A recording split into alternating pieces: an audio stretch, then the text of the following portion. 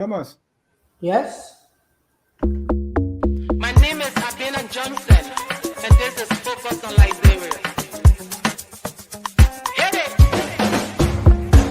From Cape Mount to Cape Palmas, Mount Nimba to Atlantic Ocean, Obomi Hills to Bokonjre, to educate, elevate, and promote.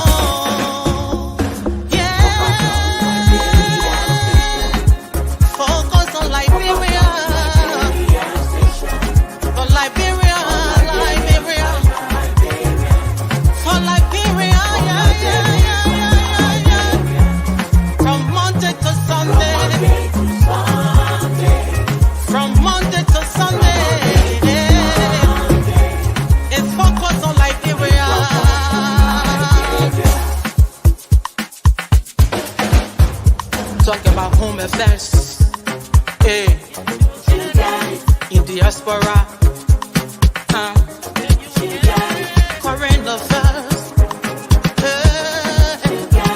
reliable information, history, talking about culture,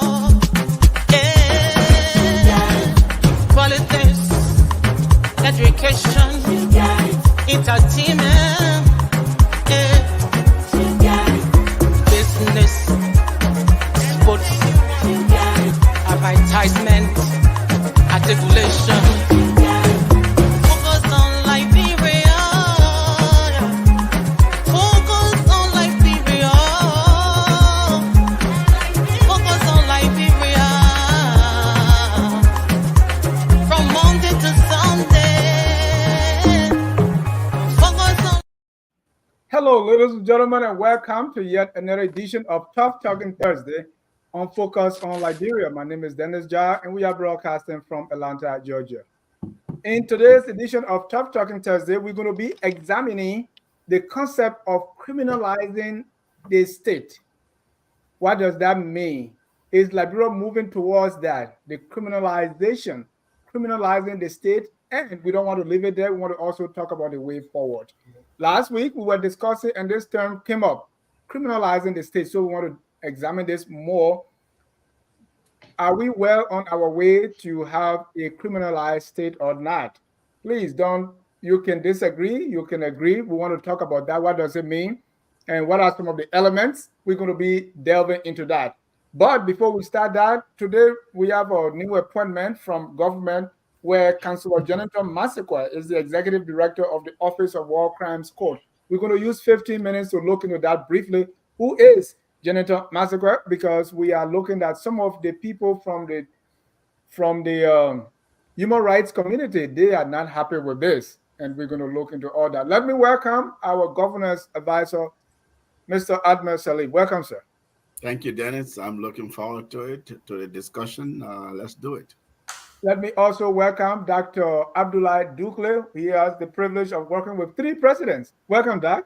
Thank you, Dennis. I'm happy to be here. Let me also welcome Attorney Wanda Konyene Freeman. Welcome, sir. Thank you. Last and definitely not the least is our public financial management practitioner, Mr. Thomas B. Cannon. Welcome, Tom.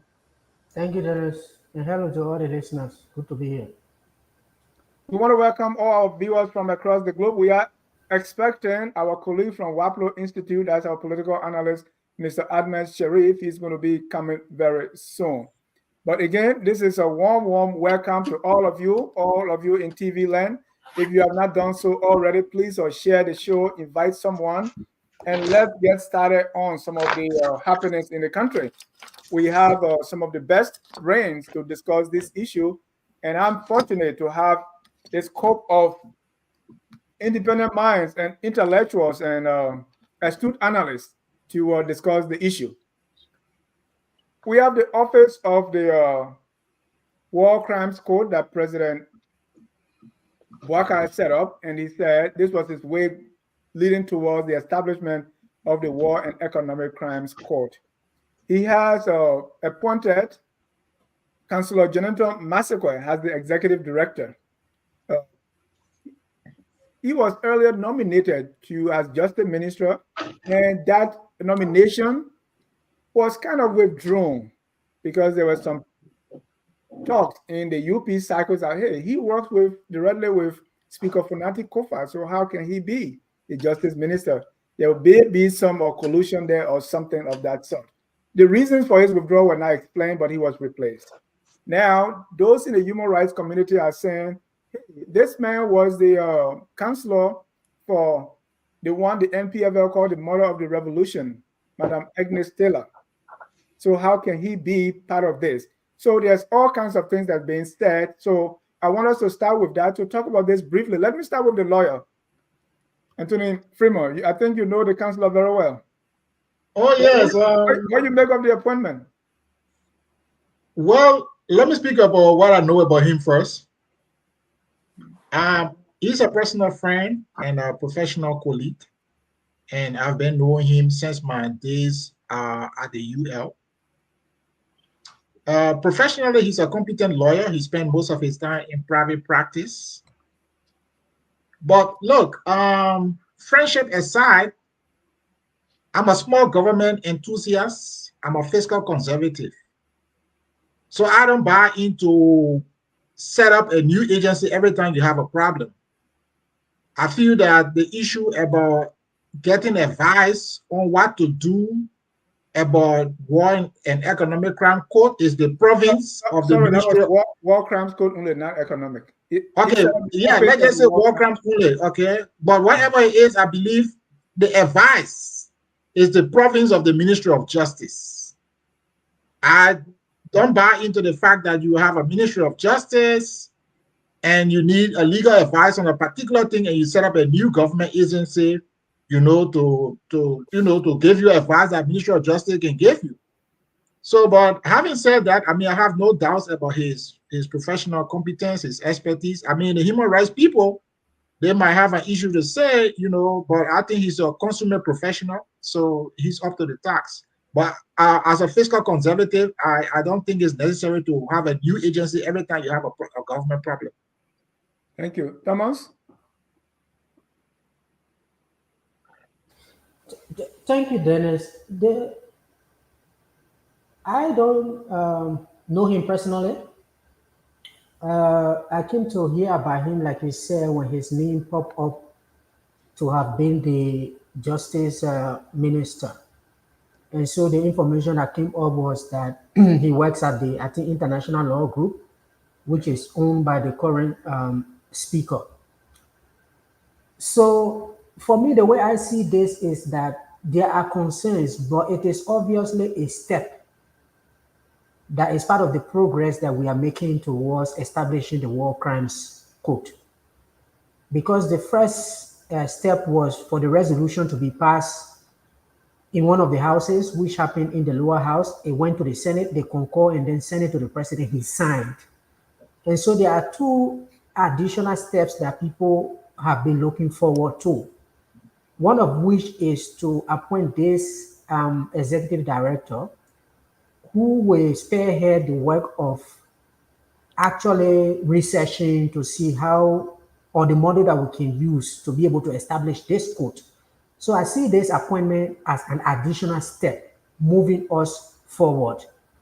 I also do see the concern that the human rights community is raising about who he is as a lawyer and who he is representing. But my issue with this is that often when you talk to lawyers, I'm not a lawyer. They often say that, they serve clients. So if a client comes to a lawyer, the lawyer is going to serve that client. But you can also see the other side of it, why the human rights community is saying, okay, this guy has not been engaged with this setup. I can understand from a technical point of view that if you are not in a specific sector, maybe even if you learn law, but you might have some limitations when it comes to a specific specialization in law. So they say this is not where his practice have been. And the comment that you share that I read is that they are concerned that he might be conflicted because he's been representing. But like I'm saying, this is what lawyers say, that they serve clients. If the client comes, they are going to serve them. But I will mostly want to see this as a point as a step forward towards actually moving towards establishing the War and Economic Crimes Code. So this is one step forward. The other one we are looking for is for the president to write the UN to ask the UN to help Liberia for us to move this process forward. Thank you. Thank you. Mr. Salif, you've written extensively about the War Crimes Code, right? I've read your papers in a peer-reviewed journal. So, Massa Washington, because the War Crimes Code or the establishment of that is based on what the work the TRC did. So I was reading from Massa Washington, a former commissioner of the TRC, and she said the appointment of Joseph Jonathan Massaquoi as executive director for War Crimes Code Secretariat, the lawyer who has zero clue about human rights issue in Liberia, has never interested himself in not even the TRC process. We never saw him around any justice-oriented issue. Worst of all, he's a lawyer who represents the interests of perpetrators against human rights advocates. He's Agnew Taylor's lawyer against Massa Washington.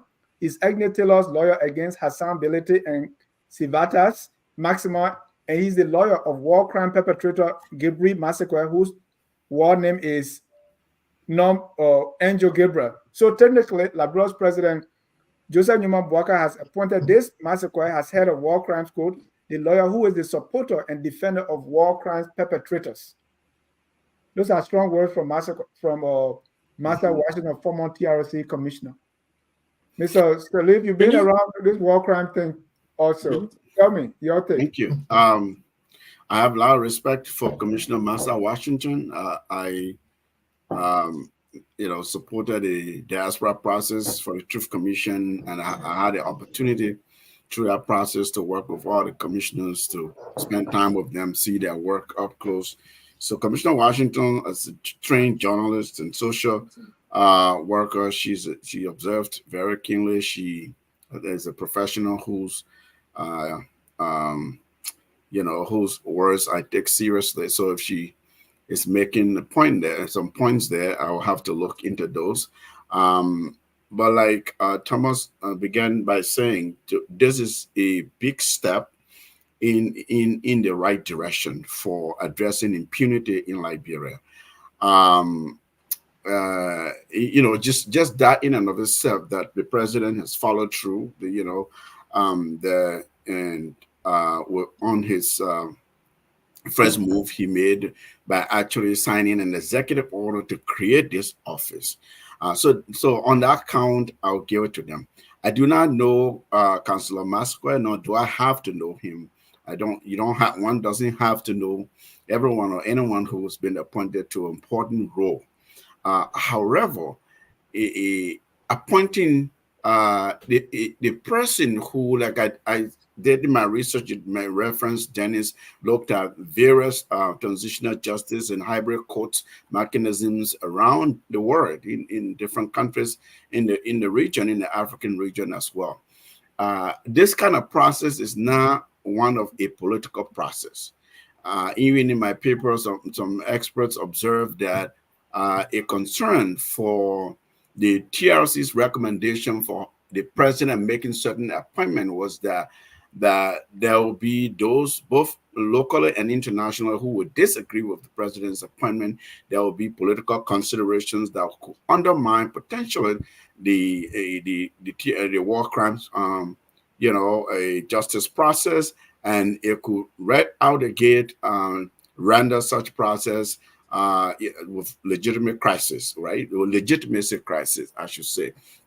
So given those two counts, if you take Massa Washington's argument, if there are facts in there that are true, and I do not know if those are true, if they are true, that this lawyer represented individuals who have been associated with human rights violations, who have been accused, and some of them tried, some of them have been through international judicial processes. Just the optics of it, I mean, the political and the international implications of that, and then you appoint that individual to be the one. This is not one problem where you say when the government, there's any problem, you set up new agency. This is a major problem, crisis that destroyed our country. And so a separate body that this is not a legal advisor to the president. This person, according to that executive order, is the one who will basically serve as an envoy, locally and internationally, to look into this matter, negotiate the charter of the War Crimes Court, create a legislative process that the president could push to the legislature, and work with international actors to talk about whether the court should be established in Liberia, what kind of structure it will have, what its hybrid was, all of that thing. That's a complex work that should be led by a distinguished individual whose character are impeccable, whose character are unquestionable, and who the Liberian people respect and will come to respect, and whose work therefore will not be questioned. So those are my initial thoughts. Again, I don't know Councillor Massaquoi, nor do I have to know him, and so I cannot impugn or say anything really negative about him, but I'm just going off of what I've read and what I've heard in recent times. Thank you. So, Dr. Dugley. Yeah. I want to hear your take. I mean, who were you expecting in that role? I mean, the quality of what kind of person were you expecting in that role, and did Councillor Massaquoi satisfy your taste? I would have expected, I don't know him like everybody else for his, like, it looks like nobody knows him. But none of us. Is that a problem? No, it's not a problem. Well, I just said I've been knowing him for years. Yeah, you said you know him. Going back 20 years or more. Yeah, okay. So I think our problem here is to judge. Lawyers will always tell you, you can't blame me for the crimes of my clients. But, as a public relation professional, I say no to a lot of people because I say, no, if I put you on my resume, I don't think I'll be happy, with myself. So you do make choices. So if Massa allegations are right, that this guy represented alleged perpetrators of the war, not only that, but also went and fought against institutions that were trying to seek justice for the victims. I think that's a liberal choice. That's a very professional, liberal choice that you make. And it's not like, say, well, somebody has to defend a cause, but I don't know. I think we have to look at it one, whatever it is in Liberia, if you, Mr.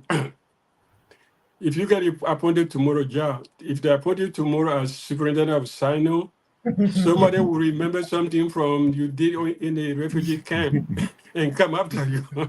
So we always have this, but I think we have to look at a step. We have to look at a step taken by the president. He put somebody forward, say, okay, this is an initial step to do this thing. People may agree, may not agree with his choice, but that's the problem. Is it possible that Mr. Massaquoi, after all, is a supporter of war crime tribunal, even if he defended other people? We don't know that. Now he's given a new responsibility, not just as a lawyer who's making money by representing clients, but he's given a responsibility as a national person. So would that change his mind? Would that not change his mind, but would that change his focus from making money and working for the nation? But definitely, if Massa's allegations are right, then we have a problem at some point. He has to prove himself. And then again, we come back to this problem of government of accommodation, coalition government, where you accommodate people, sometimes not because of who they are, but because they represent a party or certain alliance that supported you in the elections. And NPP did support Bouaka somehow. I can say that. Thank you. Thank you. And let's also note, I read somewhere that he also represented the former First Lady, Madame Nancy Bido. So either he liked big clients or he just have some, or big clients like him. Yeah. Mr. Sharif, why and we don't know exactly why he was withdrawn. There's no, but I was thinking, okay, if this man was not good for justice ministry, I don't know his reason, or if he were withdrawn, what makes him the right fit for this office? We should really be above any form of party affiliation or anything like that. Do you like the choice that the president had made, Mr. Sharif? Yeah, man. Look, I don't have a problem with it. The president has the prerogative to appoint you, Dennis, to appoint me to that position. So I don't understand all of this noise about this particular appointment and the idea that Mr. Massaquoi, Councilor Massaquoi, represented Agnes Reeves Taylor and Jibril Massaquoi, that's a ground for dismissal. It's really wrong. Because he's not responsible for the crime of alleged crime of his client, and these crimes have been questionable. These people have been discharged in a court of law, Dennis. I mean, these are people, a group called the Global Research or whatever research project, looks like a university thesis project. It's an aptly named Global Research Project. I don't know what that has to do with human rights under civiliability. Accuse these individuals, and witnesses were coached from what we heard, and witnesses were bribed. So if he's representing these clients, I mean, it is his right to represent them. What Massa Washington, my dear sister, I respect her. What she didn't say was that Mr. Massaquoi is also a criminal. As long as Mr. Massaquoi is not a criminal, he has, the right to accept the presidential appointment. And so, it is so wrong in a Liberian society, just like Dr. Douglas said right there. When you are appointed Sino County Superintendent tomorrow morning, you will see a slew of articles, dating back from your time in Didwoken to your time in Monrovia, to your time in Zerikori, in Guinea, and to your time at the Ghana refugee camp.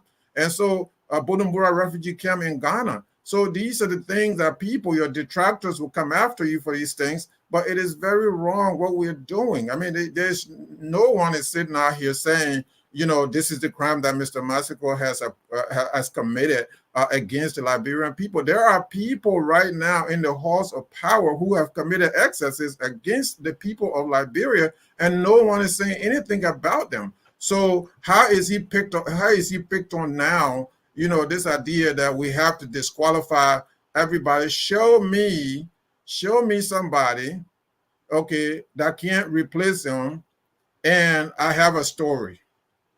So it's absolutely wrong. This is I don't agree that he should be that representing alleged war criminals, individuals, by the way, who have been discharged. I don't want to belabor that point, but it's worth repeating, who have been discharged in a court of law. Somehow he is supposed to still be held down and responsible for representing those individuals. Mr. Sharif, before I let you, and let me, Agnes Taylor, for instance, was named the mother of the revolution. You know her connection with the NPFL. Right. Here she is in the photo, right? She was in my class. What do you make of if somebody was representing another, fighter in the NPFL war? Right. The NPFL was, to me, the most brutal war machine that was ever out there. The NPFL represents. And here is Agnes Taylor also fighting for that brutal NPFL. Yeah, the thing that we cannot put in her hands is weapons. So in that photo, you can't put a weapon in her hands. You can't put just like Taylor. Just like Taylor, we can put weapon in Taylor's hand because there are photos that show Charles Taylor with weapons. There are countless photos of Charles Taylor. Charles Taylor made his intention, Dennis, on January 1 of 1990, when the war started. He said, I am Charles Taylor and I'm coming to Monrovia to remove Samuel Doe. So ever since then, Charles Taylor and Robin White had this bond, if you could call it that, we need Charles Taylor all alone. So Charles Taylor, we can put weapons in his hand, we can put dead bodies around Charles Taylor, all the excesses that we can put around Charles Taylor, including the excesses committed against Dennis. Yes, sir. Yeah, but I think, Mohammed, you're going too far. We don't need to, talk about Agnes if she was a criminal or not.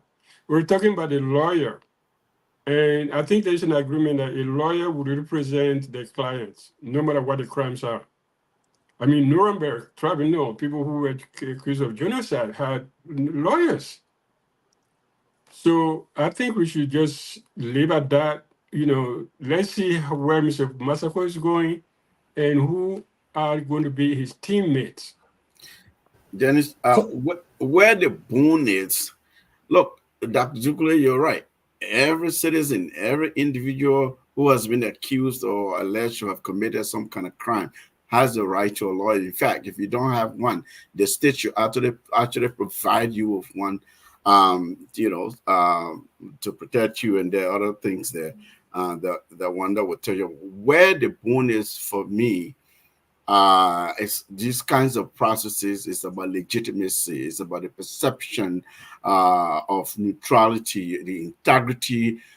Because you'll be putting, if this goes ahead, this is a monumental step for Liberia. This is going to last for years. It will take resources. It will take all kinds of other actors, both locally and internationally, involved here. And so you want to have an individual who preferably is very versed or has knowledge. I don't know, again, Councillor Masco, maybe he does, in international law, international human rights issues, international criminal law issues, and who's yeah, it could be, look, we can disagree about that, but it will be helpful, I said. No, I'm not disagreeing with you at all. I mean, I kind of support your point. It will be helpful. If some job, they say preferably, right? They're not saying this is the 100% condition, but we would prefer this kind of candidate with this kind of background and that. That's one. And then that perception issue, that credibility. You don't want just out the gate. We're already having legitimacy issues around here.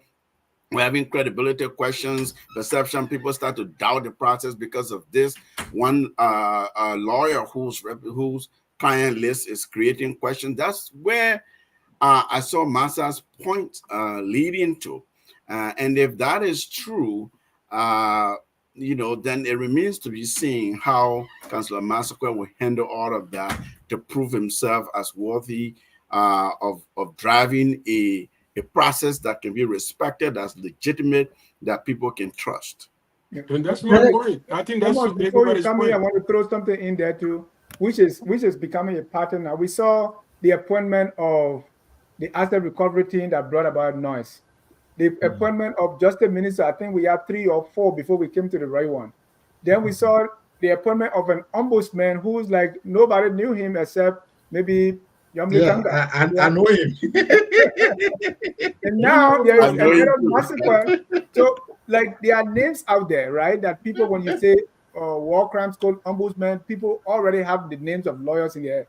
So maybe if like the bar association is consulted or things like that, you think the picture will be different? Because it seems to be a concern here, and it's a pattern now.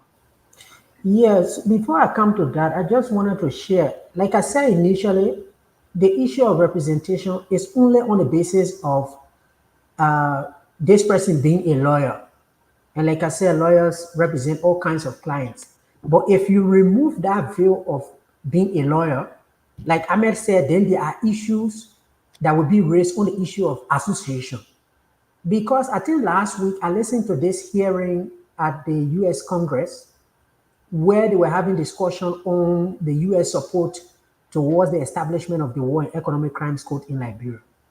And some of the persons who the former TRC commissioner highlighted that this Councillor Masakwa is representing, the people are saying that if the War and Economic Crimes Code is established in Liberia, they should have no business coming close to that code, especially this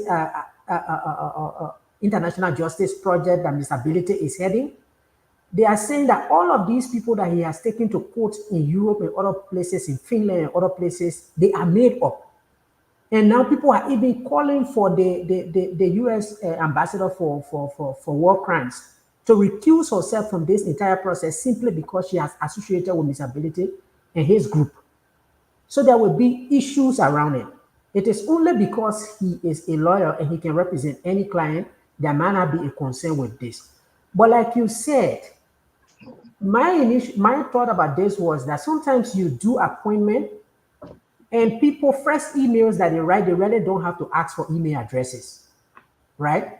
If you bring someone from a specific sector, let's say somebody that has been working in the agriculture sector, you make them agriculture minister.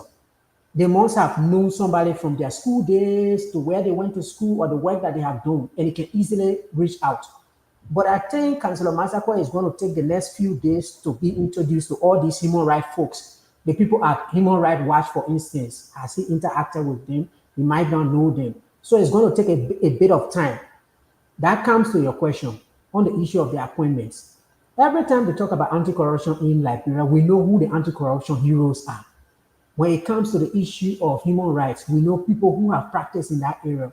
It comes to commercial law, there are lawyers who have practiced in that area. So I think if the LMBA and other people were brought into this, maybe they suggested, they might have come up with some means that they know among themselves that this person has been practicing in this area and therefore he can fill this role. But like you said, the asset recovery stuff was a former LACC commission chairman. You could say maybe that's why he was speak. The ombudsman, people might not have known him, but just like Councillor Freeman knows the person that has been appointed, I also know the chair of the ombudsman because we happen to have worked together before I left to come and go to school. But I agree with you. I mean, generally in the public, there are expectations that people will have for specific appointments. And this is why sometimes you see when the appointments are done, people start to like celebrate. And then sometimes when appointments that are done, people say, who is this person? Dennis, let me make a quick point. Yeah, I Let me want you make a to quick conclude. point. I want you to conclude on that, but let me throw in something. What Yeah. if now Agnes Taylor, his former client, is brought into this war crime? But what will be his role? Or Gabriel massacre, right? And that's why I like the press. Thomas was making that all these people, whatever way you were connected to this thing, just stay out of it. Because if Agnes Taylor is brought in now before the war crimes court in Liberia, what would be the role of the executive director? Recuse himself. Yeah, Dennis, I don't know. Can I come in now? There's a Yeah, difference sure. between executive director and chairman. I think it comes back to the point I was making. We will not have credibility problem if Bwaga had asked his justice minister for advice. There will be no credibility problem. Or the Ministry of Justice had offered advice. The asset declaration will have no credibility problem if you are going to the LACC. So I feel like, yeah, for example, in the US, when the Department of Justice offer advice, there's no credibility problem associated with it. But if you take it and give it to a single individual, or you create some kind of office that doesn't have the authority, it will become a problem. But notwithstanding, what I think is a question of consultative leadership, because this is a unique problem. So it requires broad stakeholder consultation. The idea that because Mr. Bwaka won election, so he can make each and every decision for the 5 million Liberia is wrong. He has to consult. Okay? The issue about war crime and all of that, it's significant. He cannot just say that when he a United Party people and Mohamed Ali there, and then they decide, okay, my man, I want man J Mas, you know, J Mas been with all long time, so we got to position him. It can't be about positioning people, but obviously you asking Bwaka to give what he doesn't have. This man doesn't have any leadership credibility in him. So he's always going to make erroneous leadership decisions like the one he's making now. Thank you. Mohammed, let me give you the opportunity to, because everybody talked twice. So just conclude 30 seconds. Then we can move on to our subject for the day. Yeah, the fact that the president has remained consistent on this particular issue, you know, the seriousness that he has attached to this, he gets credit. And so, you know, it's not going to be, to kick off, it's not going to be a perfect process. So I'm hoping that as you know, time progresses, you know, that there will be, you know, areas that are of concern now will be fixed, and you know, some of the imperfections, you know, will be fixed, and hopefully, you know, the process will start sooner rather than later. Thank you. Ladies and gentlemen, if you are just joining us, this is Tough Talking Thursday. Today, I wanted for us to talk about something that Dr. Douglas brought up from our last conversation, and he termed it as criminalizing the state. So today I want us to look at that little closely. What does it look like to criminalize the state? And I was making, I was reading about this. Uh, Please, I want to make it clear that the topic does not suggest that our Liberian state is criminalized. That's not the intention.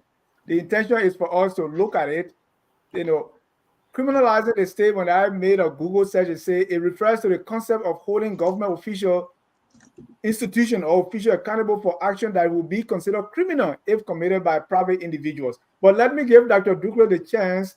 Who started this thing about criminalizing the state? Dr. Dukley, give us an idea what your understanding on criminalizing the state. My idea of criminalizing the state is very simple. Is that a group of people, either in the executive, the legislature, or the judiciary, will look at something and say, okay, there's $1 million out there. We want it. But there's no way in the Constitution to get it. There's no way in the laws to get it. What they do, they create a new law to get it. That's, you see, the stealing has been legalized by the state, by the new law. But it doesn't change the fact that it's a crime. That's how you criminalize the states. You criminalize the state by inflating costs. You say the road is 2 miles. 2 miles is $1 million, $2 million. But it comes down to $5 million. You can't prove it. There's no way to prove that it doesn't cost that much. The guy or the company does the road for $1.5 or $2 million, and the $3 million are shared between the contractor and everybody who are, help in the process. And these are the things that have taken shape in the country, maybe at a minor level, but they did happen. I have seen cases. And that's why I'm talking about criminalization of the state, that you use the state machinery, you turn it around upside down without going steal the money directly. You don't go steal the money. You create a law to make the state possible and legal. As far back you've been around presidency, how far back is this problem? Is this something yesterday, today, or? I think it goes far back, but it comes incrementally, small. People do little things like we talk about brain envelope to the legislature. That's criminalization of the state. When you have a constitutional agreement and it goes to the legislature, they don't even read it, but they want to see how many envelopes you have sent. What's the weight of the envelope you are sending? Thank you. Let me go to our governor's advisor. He's a diplomat. I don't think he will use that word. Mr. Shalif, criminalizing the state, please. I still want to make it that I'm not suggesting that the state has been already criminalized. Are we on your way? We'll get your disclaimer, Dennis. Right. Thank you for the disclaimer. So, criminalization of the state, or a criminalized state, is not about diplomacy. It's a whole area of scholarship. It's been extensively written about and researched, right? You can look at examples in Latin American region, or what happened in the Middle East recently, in Iraq or other states that are considered failed states, where belligerent non-state entities essentially take over the state, and then they use the state and state enterprises to be able to fund the activities to create businesses and business concerns that are all based on, or basically extra legal or exercise function outside of the law, and using state entities. So what Dr. Dukley is suggesting is similar thing is happening within the legitimate bands of the state, where you have, according to Dr. Dukley's definition, or at least what I've heard over the last 2 weeks, where you have individuals who have been legitimately elected to office using state tools and legal instruments to create opportunities to their own advantage. Now, that I don't know if that's criminalization of the state, the way it has been defined and is considered sort of in the literature, right? Because that borders between misrule, corruption, and abuse of power. So what I'm saying in Liberia, I would more describe this to be these are indicators of abuse of power, insensitivity towards the conditions of the people, misruled, bad governance, and so on. So that if we are a serious society, we can make adjustment to our institutional arrangements and practices and laws that can reverse this kind of behavior and mentality and how people see government, how people see public service for their own aggrandizement, for rent-seeking purposes, not for the sake of of service, not for the sake of really serving the people and coming to serve your country. So I won't go that far to say what I'm saying is criminalizing. It's a criminalized state, or we're on the brink of becoming a criminalized state. Because again, as I said, the definition and what I've read out there is really different. So let me get this clear, right? Let me ask you this: the abuse of power, for instance, is a crime, and you should be punished for it. Yeah, of But if course. you make that abuse of power legal, how do you get punished for that? Because it's legal to abuse the power. That's the Wait, point. let's be careful I here. mean, let me ask you a question though, before we go on. I mean, there's a But theory that we have all these theories, but the whole concept is you use state machinery. People will say, "Oh, it's illegal to do this," but you say, "Okay, tomorrow I'm going to create a law to make it happen, to make it legal." That's the point I'm making. And once Yeah, you do that, and we see that that's what happened with the Senate retreat. They created, they say we'll cut your money down, but they found ways to create new system, new ways to find money. those may be, Dr. Dugle. Let's distinguish. Okay, we're saying I don't want to say one and the same thing. We're saying the same thing in different ways here. Okay, you can engage in criminal activities in a very legal and legitimate context. You are a legislator, you violate the law, you ignore the law, and you use the tools of state and the law to your own advantage. to make it legal. To make it legal, that's the point. Yes. You make it legal. Well, yeah, you mean you can. You're not stealing the money. They're not going to steal the money. They're not going to say, "Oh, Mr. Finance Minister, give us $500,000." They create a legal means to get the money that's illegally getting. So let me go to Honorable Greaves. Okay. Let me hear it, sir. I got you, Mr. Shelly. Honorable Greaves, welcome. Oh, so let's start with the retreat. I want to give two examples. The retreat, right? They put in senators' allowance, 125,000. Facilitators, and mind you, the facilitators are the senators, 125,000.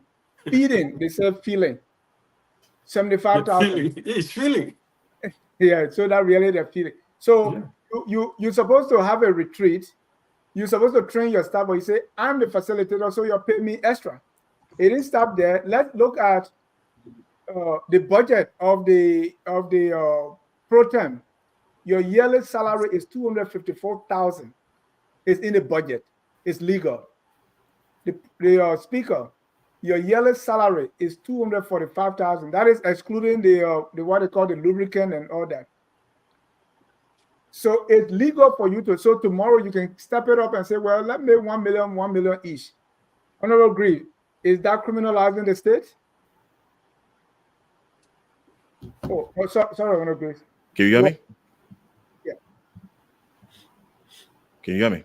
Yeah. Do you accept the definition that when you make it legal to do wrong things or to abuse power, is that criminalizing the state? First of all, the premise of this whole discussion is baseless, because if we're talking about criminalization and legality, you have to understand what's the framework. What is legal? What is illegal? Establish that first. Now we can have a set of rules that we all follow, or a set of laws that we all follow. Our constitution, some of the things that are in there that are legal today, we follow, might not have been in there. It might be something else. So whatever is appropriated, whatever is through provision, statutory law, whatever policy law or what have you, is legal. So there's no way it can be illegal. So that's the first point we should establish. Secondly, I mean, we're still talking about the Senate and whatever they did with the money or what have you. This. I mean, I find it so flabbergasted. I get so flabbergasted about this because the Senate is a separate branch of government. They run their own budget. When you want to make the argument, make these arguments at the time when the budget is about to be passed, when they put all the allotment in there before it's allotted to them. It is their money. It's in paper. Now, who are allotting this themselves, right? No, it is the full budget, the national budget. It's Okay. passed. The allotment, the appropriation for every branch of government, every agency, every group. So it's like the money just sitting there. You have to expend it. It's not stealing. It's not illegal. How do you go through the process? You request, send a communication to the finance ministry. Oh, budget allotted to the Senate for our operation and our functions. We have this amount of it. We want to have retreat. We want to do this. We want to have party. We want to do this within our ceiling, not above our ceiling of what is allotted to us.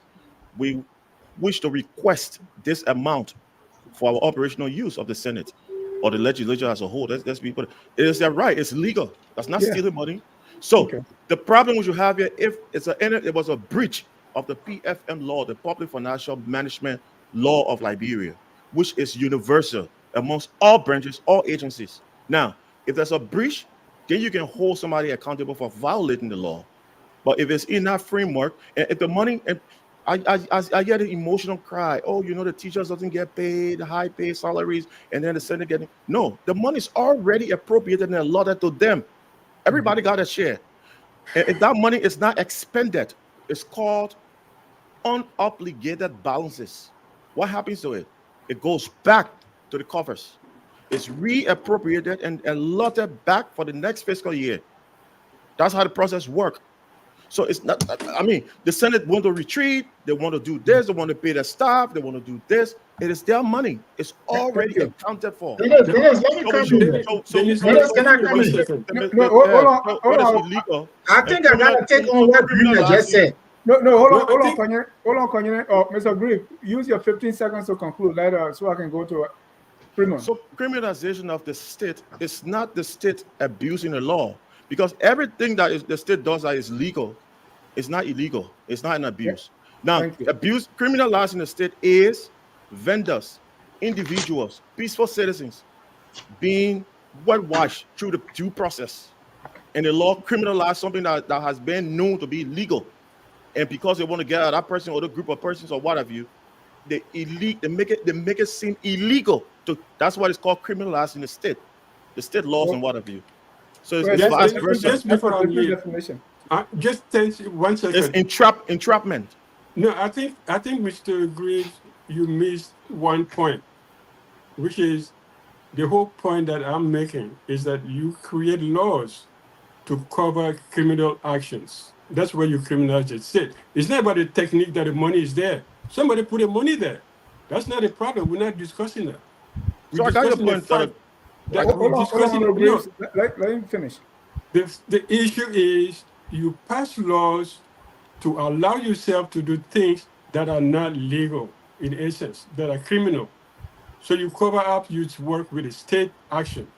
So the state gave you cover to commit crime because you have the right to create the law and also to take the action that you want to take. That's what I'm talking about. I'm not talking about the money is in the budget, they got to spend it. That's foregone. We have no problem with that. Thank you. Okay, I'm in the background, I'll be there. The example, if you're in Liberia and you are making $252,000 a year, I mean, I spent, I don't know how long, I don't want to reveal my salary yet, but I have a friend who worked with the city of Philadelphia. After 17 years, he made 72,000 max, right? Government. I'm in private sector. I make a little over 100,000, but it took me 20 years, right? So if you are making 252,000 in Liberia, okay, let me hear from Konyene. Konyene, the discussion reminds me of something we discuss in law school between what the law is and the aspirational purpose of the law. And I tell you, both sides of the argument is correct. But if you follow what Greaves is saying, that would mean that we will never have overcome slavery. We will never have overcome racial discrimination. And the black man will still be 3/5 of the white man. Because at the time, those were laws that were written. And so going against it will be illegal. So you can tell me that the only purpose of the law is what is written. Law is also aspirational. Why did we write a constitution? Well, we write a constitution because we wanted to prosper as a society. We never wrote a constitution so that 100% sitting at the national legislature can appropriate all the money and then leave the rest of all to starve. So a thing, legal or illegal, at some point borders on what is its effect on the citizenship. So I would like to think of what's obtaining in Liberia more as a failed state. But the problem with failed state is that the borderline between criminality and legality is a gray area. Okay, it's a gray area. So you have to look at what is the impact. You cannot convince me that the Liberian people voted for these people to get to power so that they can take 700,000 and share it among themselves, even though they are taking pay. So that's what I feel, is that it is bordering on criminality. Though I wouldn't want to use the term, I would rather use failed state, but it's bordering on it because you cannot willfully circumvent the laws of the Republic of Liberia, because the essence of the house is to promote the public good, not the individuals in the house. And if you desire to divert, what you are doing will be unconstitutional. Thank So you. I'll stop there. Mr. Sharif, even I look at it, you can, I have 13 siblings, right? Maybe over half of them have master's degrees. So I can, as president, and because my sisters, their children come from different counties, so I can appoint all of them in my cabinet because as president, it is my prerogative. They serve at my will and pleasure.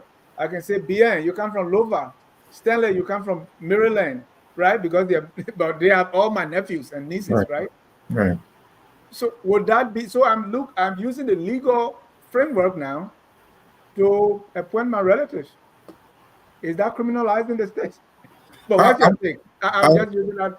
Yeah. I want to be careful with that. Perhaps I want to come back to that at some point. But look, using the state, as Dr. Douglas mentioned, using the state as a conduit to perpetuate this sort of mass corruption, and all kinds of actions that are detrimental to the well-being of the state is criminalization of the state. Look, if you look at what happened back in the 1920s with Charles D.B. King and the whole Fernando Po crisis, you can go back to those times to say that the administration has started the criminalization of the state, using the state as an actor to perpetuate this sort of heinous act in the process, enriching themselves, a few group of people, a few group of leaders of the country at the time, enriching themselves. And this sort of thing still continues up to this day in different form, right? So there's no longer slavery.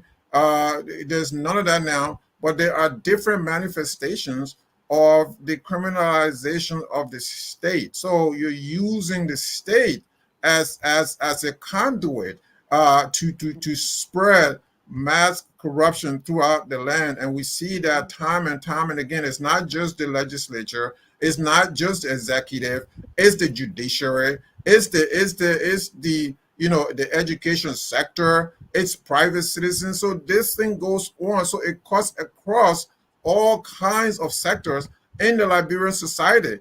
It is absolutely wrong to do this thing, because if you do so, then the nation, right, will not develop. And this is why we continue to talk about the underdevelopment of a 176-year-old country time and time and again, and no one is doing anything about it because everybody is comfortable with what has obtained. And people are telling you, well, I didn't start this. This started J.J. Roberts' time. Look, Dennis, right now, what you have going on, you have members of the legislature, right, who have educational institutions competing against the University of Liberia, competing against the Cottongtons of this world.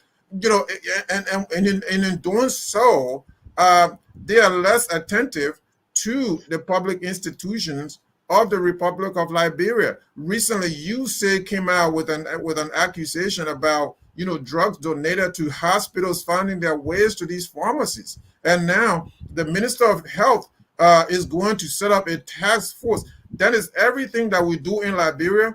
We create task forces. You know, sooner or later, there will be nobody left now to serve on these task forces because there's so many task forces that are being commissioned and nothing is done. This is May. Dr. Luis, what's the last? Maple? Yeah, Poto. Luis Maple Poto set up this task force, and there is nothing has been done ever since that task force was set up. And not to mention, we're talking about health. We're talking about all these different sectors. In the education sector, the Ministry of Education's payroll, I don't think these ghost names have been cleaned up for years. I remember there was a time that the former Minister of Finance, who is now a senator for Bapulu County, tried to do something about this. And what did the people do? They opposed him. They opposed this because there is a cabal of corrupt elites that's sitting on these things, and it's very difficult to break through. So yes, the state is criminalized. The small state Republic of Liberia is criminalized by a handful of people who are getting wealthy. So Dennis, you have two Liberias, one Liberia for the well-off and another Liberia for everyone else, that if you can't make it to the top, if you can't make it to the Senate, if you can't make it to the legislature, if you can't make it to the judiciary, if you can't make it into the executive, then there's no way out for you. But if you make it there, so it is finally, you know, seek you first those jobs, and all these things shall be added onto you. And it is wrong. You still good with your Bible from Bishop Jubilee High. That's good. Tom, so you can have, let's say you are employing tech support, right? And so when they call you and say, hey, Tom, you have to reset my passport, but then you charge, even though you getting paid, but then you, according to law, you're supposed to charge for that. I see that's what our legislators are doing. Even to you're supposed to visit your constituency, your constituent, but then you have to be paid $833 monthly. In fact, you don't have to wait for the end of the year. You can get it lump sum in June. Christmas come early. I mean, in a country like Liberia, somebody is making $252,000 a year. If this is not criminalizing, I don't know what it will be. What's your take? Well, a lot has been said on this subject. I don't want to go to the legal side of it because the lawyers are, I think, have discussed that. But I will discuss this more in the context of institutions. This is a word that I may mention. There's this book that was written by Andy Robinson and I think another guy. And it's called Why Nations Why Nations Fail. Yeah. Yes, and Asimoglu. And the finding they come up with is not your geography, where you are located, whether you are located near the ocean or you are located outside the ocean. It's not related to, they say it's not even related to slavery. It's not related to anything. Why nations fail is related to their institutions. And there are two categories of institutions they highlight in that book: extractive institutions and inclusive institutions. If the institutions of the state are inclusive, the country develops, the country grows. If the institutions are extractive, you can do anything you want to do. You're not going to grow. You won't develop. Mohammed was going from one sector to the other. What sector you will go to in Liberia and go for a service which is an institution established by the state to deliver a service to you that you won't pay money. You go to the hospital, you go to the clinic, even if they say it is free, but you have to pay money. You go to a free education, a free school that is sponsored by the state, you are going to pay money. Quite recently, I think the new government started to ask these motorbike riders to register for insurance and all sorts of things.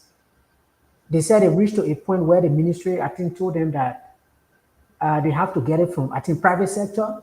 And the private sector folks were saying, no, we can't issue it to you because your risk profile is very high.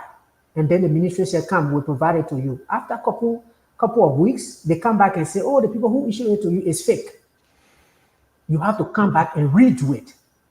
So what I will say is that our institutions in our country are extremely extractive. And the worst thing is that they extract from the very people who are poor, who are left behind. I said this the other day. Let's take the past 20 years since the Civil War ended. It's billions of dollars if we accumulate all of our budget.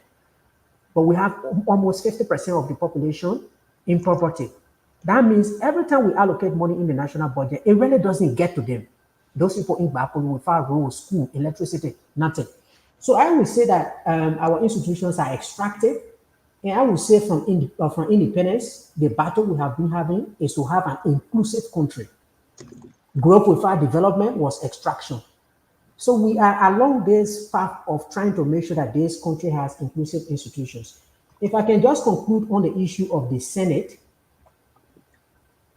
the budget that is developed by the executive branch of government does allocations. When it gets to the Senate and when it gets to the legislature, they do the final appropriation.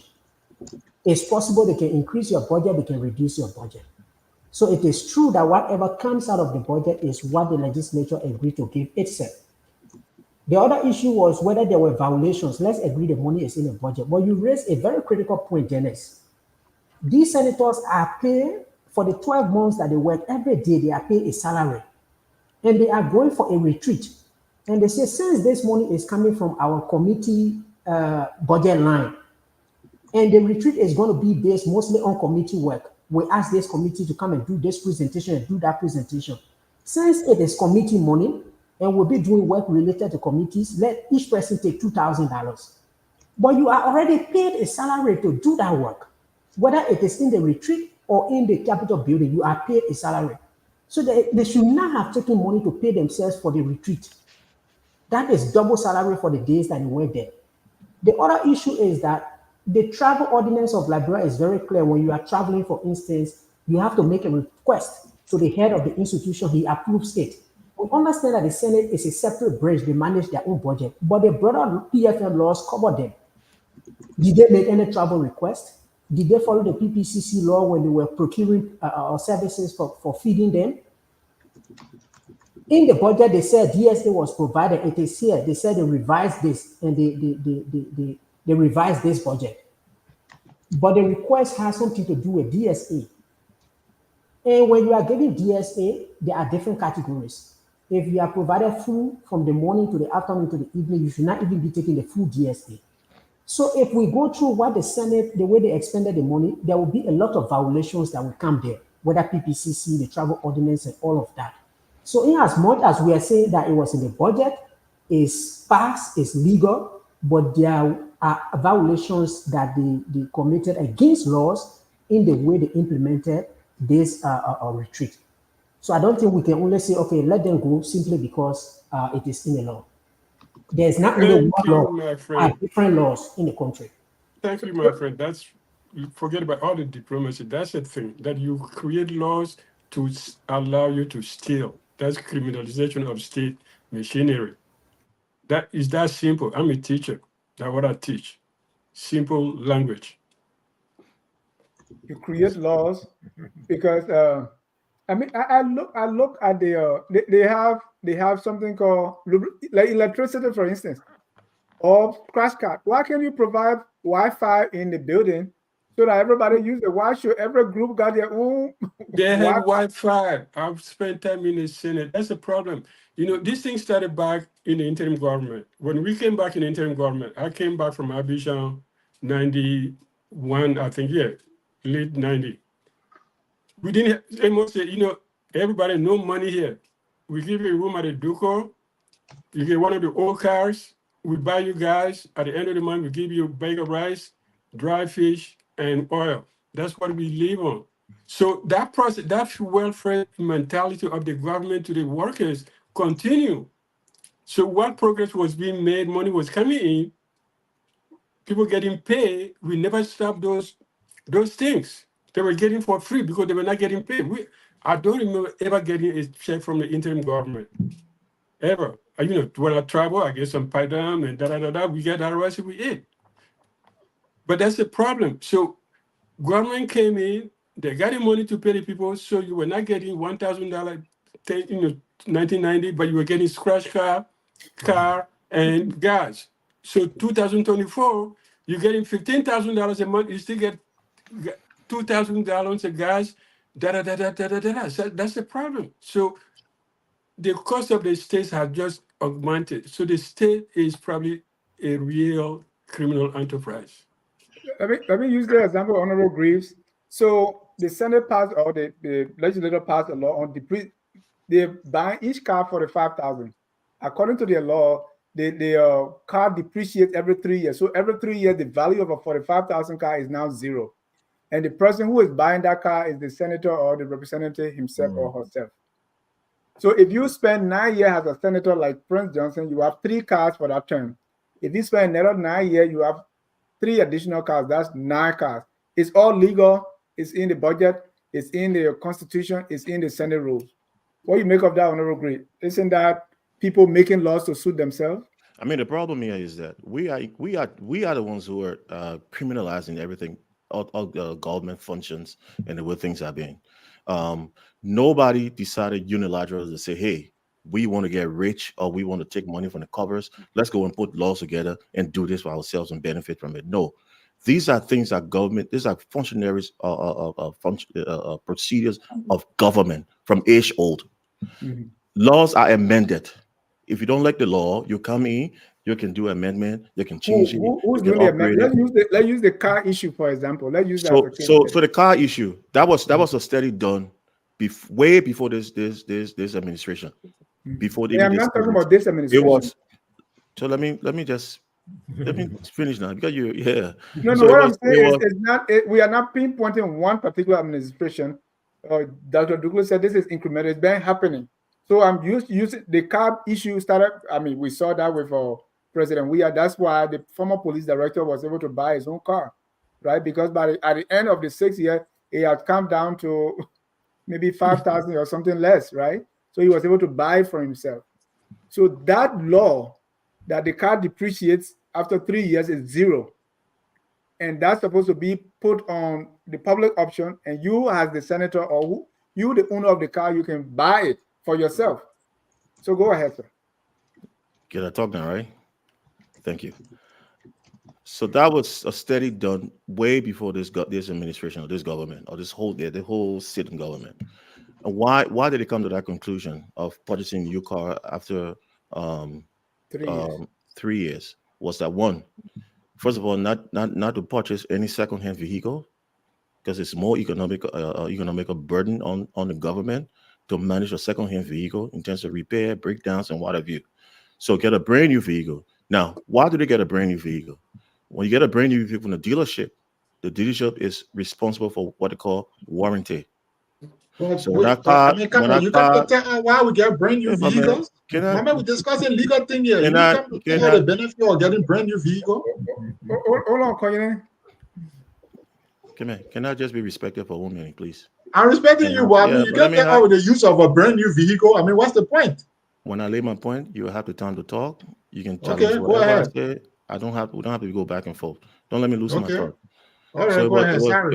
It was established that the brand new vehicles will be purchased, which will be a beneficiary to the government. And it will cut down expensive on the government because in terms of repair, the government is not repairing those vehicles.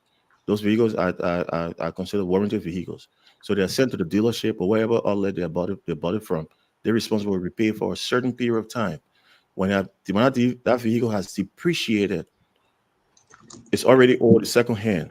Now, government have many options on it. You can have it sold. get the remaining cash from it in terms of what the values are, like a second-hand purchase, or you can have it position or reposition to another entity of government, what have you. So those were the things. So that's why every 3 years the vehicle is purchased new, so that the government do not spend a lot of money on repairs. Now, to the other topic of slavery. Slavery, yes, in the past was something that was acceptable. It came a time the evolution, we all grew it, and we thought it was a form of transaction, business transaction, goods and service. Now we look back at those days and realize that it was wrong. So laws have been amended to make it something condemnable. So that's how laws are. Laws are not because a group, and when the law is passed, it's the three branches of government that come together. It's not just one person, not one group or one a group in the corner that come and say, hey, let's do this thing and put it in the books. It goes through. No, it is established by the three branches of procedure that goes through. Now, with the Senate, we're just criminalizing things because we got the pieces of documents that somebody who was half-witted just went and impromptu took and just gave to the public. Well, the context. So we have pieces of document, piece of paper in our hand. We don't know what happened before. We don't know what happened after. We don't know what the transaction concluded. The conclusion of that transaction came about. We don't know the whole detail of the. But we got the money. The Senate is corrupt. The Senate is corrupt. They're supposed to steal the money when there's no law has been broken. Because I'm speaking from logic. I'm not speaking from any emotional standpoint. There are many other agencies of government, many branches of government that have their own money. They're requesting and they're getting it. But because this one's exposed, so everybody's, and that's the reason of what we call that's the danger of this thing, what they call the wrap-up smear in government, where people take document for ulterior motives, leak it to the public, leak it to the media, just to build this kind of discourse and have the whole country polarized, and with people not understanding the full context or understanding what it is. Everybody just give their own viewpoint and say whatever they want to say, and then the next thing we say, oh, our country is corrupt. In the United States of America, when let me finish on this point. I got interrupted too many times. Let me lay on this point. Okay. When Congress, with all the salary they get that's published, that we see, they got 150 there. Every hearing, every congressional assembly, all those senators and Congress are paid. They didn't say, we already got salary. Every duty, the budget for one hearing. If you give me how much they spend, how much they take out the cover just for one congressional hearing, you hold your head. You say, what? So laws not be evil. Let's do research. Let's learn. Let's balance these things. That's not been criminalizing ourselves, because in criminalizing the government, it's criminalizing ourselves. Our country is down. Like, the government shouldn't function. The government is there to function. The government is there to function. The government is not cheap. Thank you. When you say here's where I disagree with Honorable Chris. Hold on. No, but I mean, hold on. I want to bring Comrade Salif in, then you, Mr. Salif. Yes. Which part of it you want to bring me in? Yeah, I give you. Let me come in. I'm ready. I'm always ready. But Anna, give me 1 second. Yeah, I'm not going to elevate. I'm right here. One thing I want to respond to quick is to come on the show to say we are just responding to something that somebody put out there. It's not fair. If you are not following, if you are not reading yourself, don't imply that others are not reading, right? The chair on the Ways and Means Committee had a press conference and presented every documentation that he had on this transaction. He did not present requests that were submitted to the head of the Senate for them to travel out of Monrovia. It's in the travel ordinance. He did not present any evidence of a procurement process that they went through to hire their service providers, even the consultants that they carried. You can't just handpick somebody in the government. We know it's a function of government. So we are speaking based on our knowledge of the existing laws that are in place. This is why I said the money is in the budget. On that side, it's legal. But there are still other existing laws that you need to follow. The Senate is a separate branch of government, but it's covered by all other existing laws. Even look at the volume of the cash they use. Hundreds of thousands of dollars. They just stick it and use it in cash. We know that this Senate has not been audited. The GAC is trying to do a systems audit. Even that has not gone through. So when we say these things, we're not saying it because somebody posted something on Facebook. Can I say one thing before I So forget? it was I think that, I know, translucent. I want to read Can we Mr. find Graves. something that was illegal? That's what I'm Mr. saying. Graves, Uh, Mr. uh, Graves, just 1 second, just 5 seconds. I don't think the U.S. senators and representatives receive extra money because they're holding a hearing. They do. That money it goes Correct. to That's people not they true. invite. They invite No. people. No, No, they invite. hold on. I live in D.C. I follow the activities there. No, what I I'm don't have saying, to. I they don't have to invite live in people. DC. They Hold invite on, people. no, Grace. Let him finish. They invite people, they put them in hotels, they give them transportation, and they give them lunch and dinner. But every senator, after a hearing, goes to their own office or down to the basement and have lunch with their own party. I don't know any senator getting extra money from hearing, for holding a hearing. That's a special budget raise for oh, every Yeah, I know, they hearing. invite people. They And can that money invite them. and that Wait, money hold is on, no, spent. Grace. No, let me answer the Yeah, hold on, No, no, no, Grace. you can be And in that Africa. money No, and no, that if the money. Congress say, I want to No, bring, Grace, let him finish. And if then the continue Congress say, I with want to me. bring somebody from Jakarta, they will Yeah, bring the person. and That's I'm the going to stand budget. by. But they don't go into retreat and say, we're going to share money. That's what I'm trying to make. And the point is not even Yeah. sharing the money. The point is, how do you criminalize the government by creating laws that allow you to steal? That's the point. It's So not you about how much they spend. I'm so you right here in said the it's, background. I'm listening to you. so you said the same thing over and Yeah, over. Dennis, I think I Dennis, can come in now, right? Yeah, Because we Grace. can have. Anthony Freeman, go ahead. Your turn. Yeah, look, Mr. Greaves, you know your perception of law. Like I said, if we take your perception of law, there'll be no change because there is a social context in which laws are amended. Mhm.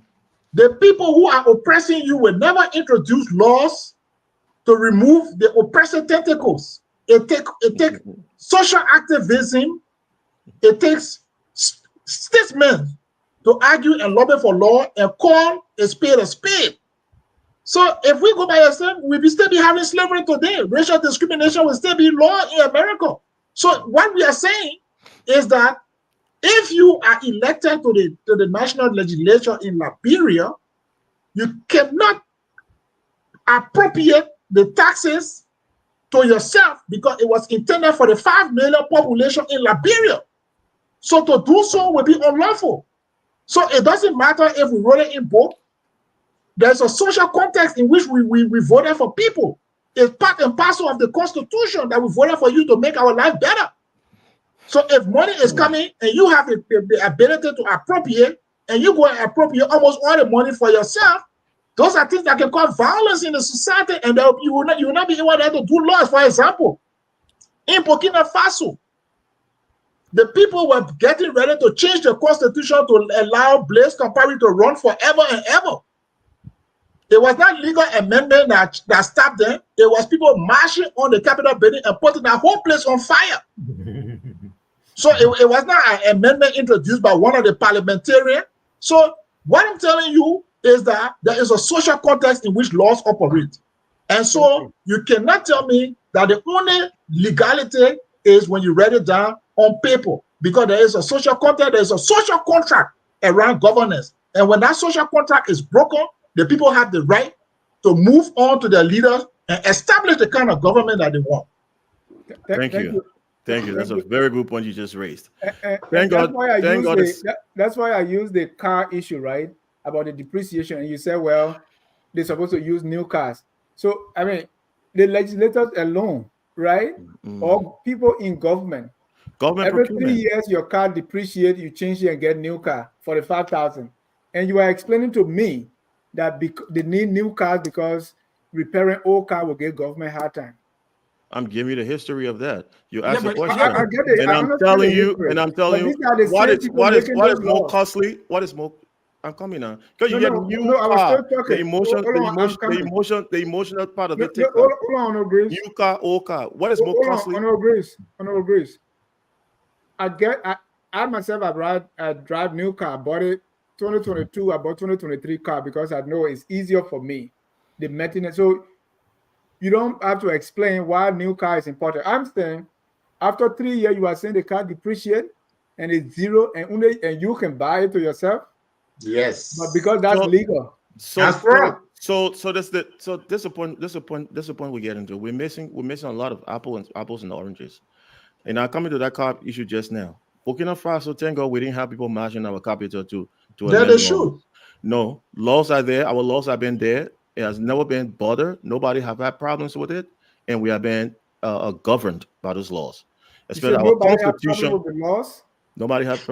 So majority speaking, the people of the country don't have problem with our laws. Our constitution is there, it's fixed, and there's our organic law. In fact, somebody even said we run on liberal democracy, which is false and misleading. And I don't know how they came up with that. But we have a constitution, we have a charter that we follow. Those organic laws are there and has been carrying this nation for so long liberal democracy argument. until this day. I mean, you just yelled at me and just asked me last week for interrupting you. Until this day, our laws are on the book. You know the problem when I on the floor when I get interrupted and I get cut short and I don't really expound on my delivery.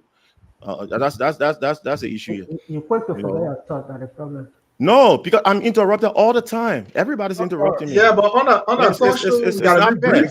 Don't do that. I'll be very brief. I don't talk much. Everybody jump in and I listen. When I start to talk, everybody want to talk. When I want to talk. The congressional hearings, the budget. Go and do the research and check the budget line. The budget, every congressman, if the Senate, they all benefit, they all get share. Their offices, their staff, everything. So I don't even go too much into that. The next thing is true. The next thing we're talking about, because when people are summoned or called for hearing, the Senate is not responsible for you. You're responsible for your legal fees. You're responsible for your travel, your accommodation. The Senate or the Congress do not call people for congressional hearing and take care of them. Now, on the vehicles issue, on the vehicles. I agree with your permission, sir. Go ahead. With your permission, okay. So I have something from the Congressional Research Office, which is a federal agency. It says members of Congress do not receive additional compensation for services on committees. This is September 19, 2023, and that's what Dr. Kugler was mentioning. They do not receive. Look at the technicality in there. They do not receive additional funding. It says, no. They do not receive additional fundings. So committee is already set. Let me read further. Members of Congress receive salaries only during the terms for which they are elected. They do not receive salaries beyond their terms of office. But that's not salaries. Members, okay, but this is exactly what the Congressional Research Service is saying. That's what I'm saying. Those are not salaries. Look, we can go back and forth. Those are not salaries. The salary is only one. It's fixed salary. So if you don't receive they do not receive additional funds for sitting on committees. Means that additional funds. So committee set funds and whatever is raised for those purposes are already set. They don't get additional. Thank you. So that's it. Done. The car issue. I think the car issue is okay. And with the Senate, whatever that is done, bribery. We say, corruption. We always use the word. It's to bribe. It's malfeasances. Is what we call falsifying documents. It's doing a lot of things, dishonest dealings and what have you. Now, everything that is done so far between the Senate and the Finance Ministry has been translucent. It's transparent. It's open. It's there. The request is made. The purpose of the request is made. I'm not backing the Senate. I'm not backing any one side of government. Last week I said the optics might not look good. There's nothing illegal. Let me interject. This is not the point. Everything there is legal. It's in the budget. They are That's writing. the problem. They legalize crime. They not legalize crime. No, that's a procedure. Accepted procedure. Right. It's not a crime. But if you criminalize it, then you're saying something else. All right. It's not something. They didn't get up and say, let's make this law to benefit us. No, it's a general government functionary between the three branches of government. The structure is there.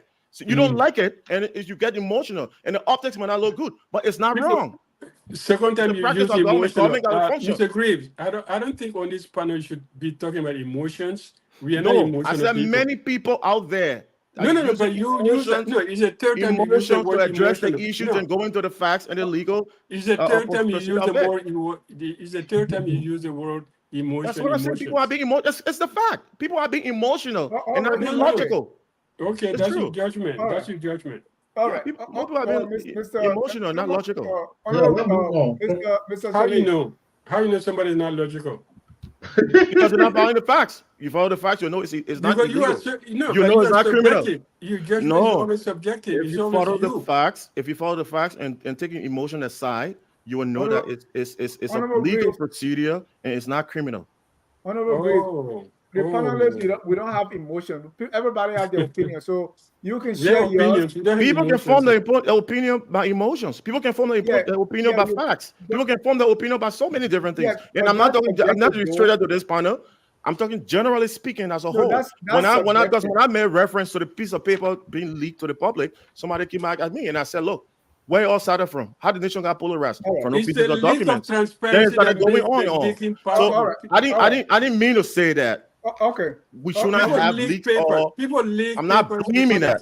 But what I'm saying, when those things are brought to the public without the proper context, let's move on. It raised emotion. I want to give other chance to talk. When there's lack of transparency, you got to show, my man. Try to exercise the necessary. When there's a lack of transparency, people leak papers. Let's move on. Yeah, thank you. Mr. Salif, I see from the beginning, now that we are to this point in the discussion, what you say because the nuance you presented was hey, it is just abuse of power. It is really not criminalizing. But after the definition, people making bad things to legal or putting it in the books. Let's say, for instance, right, if the Senate get up today or the legislature and say, well, we'll each make 100,000 a month, right?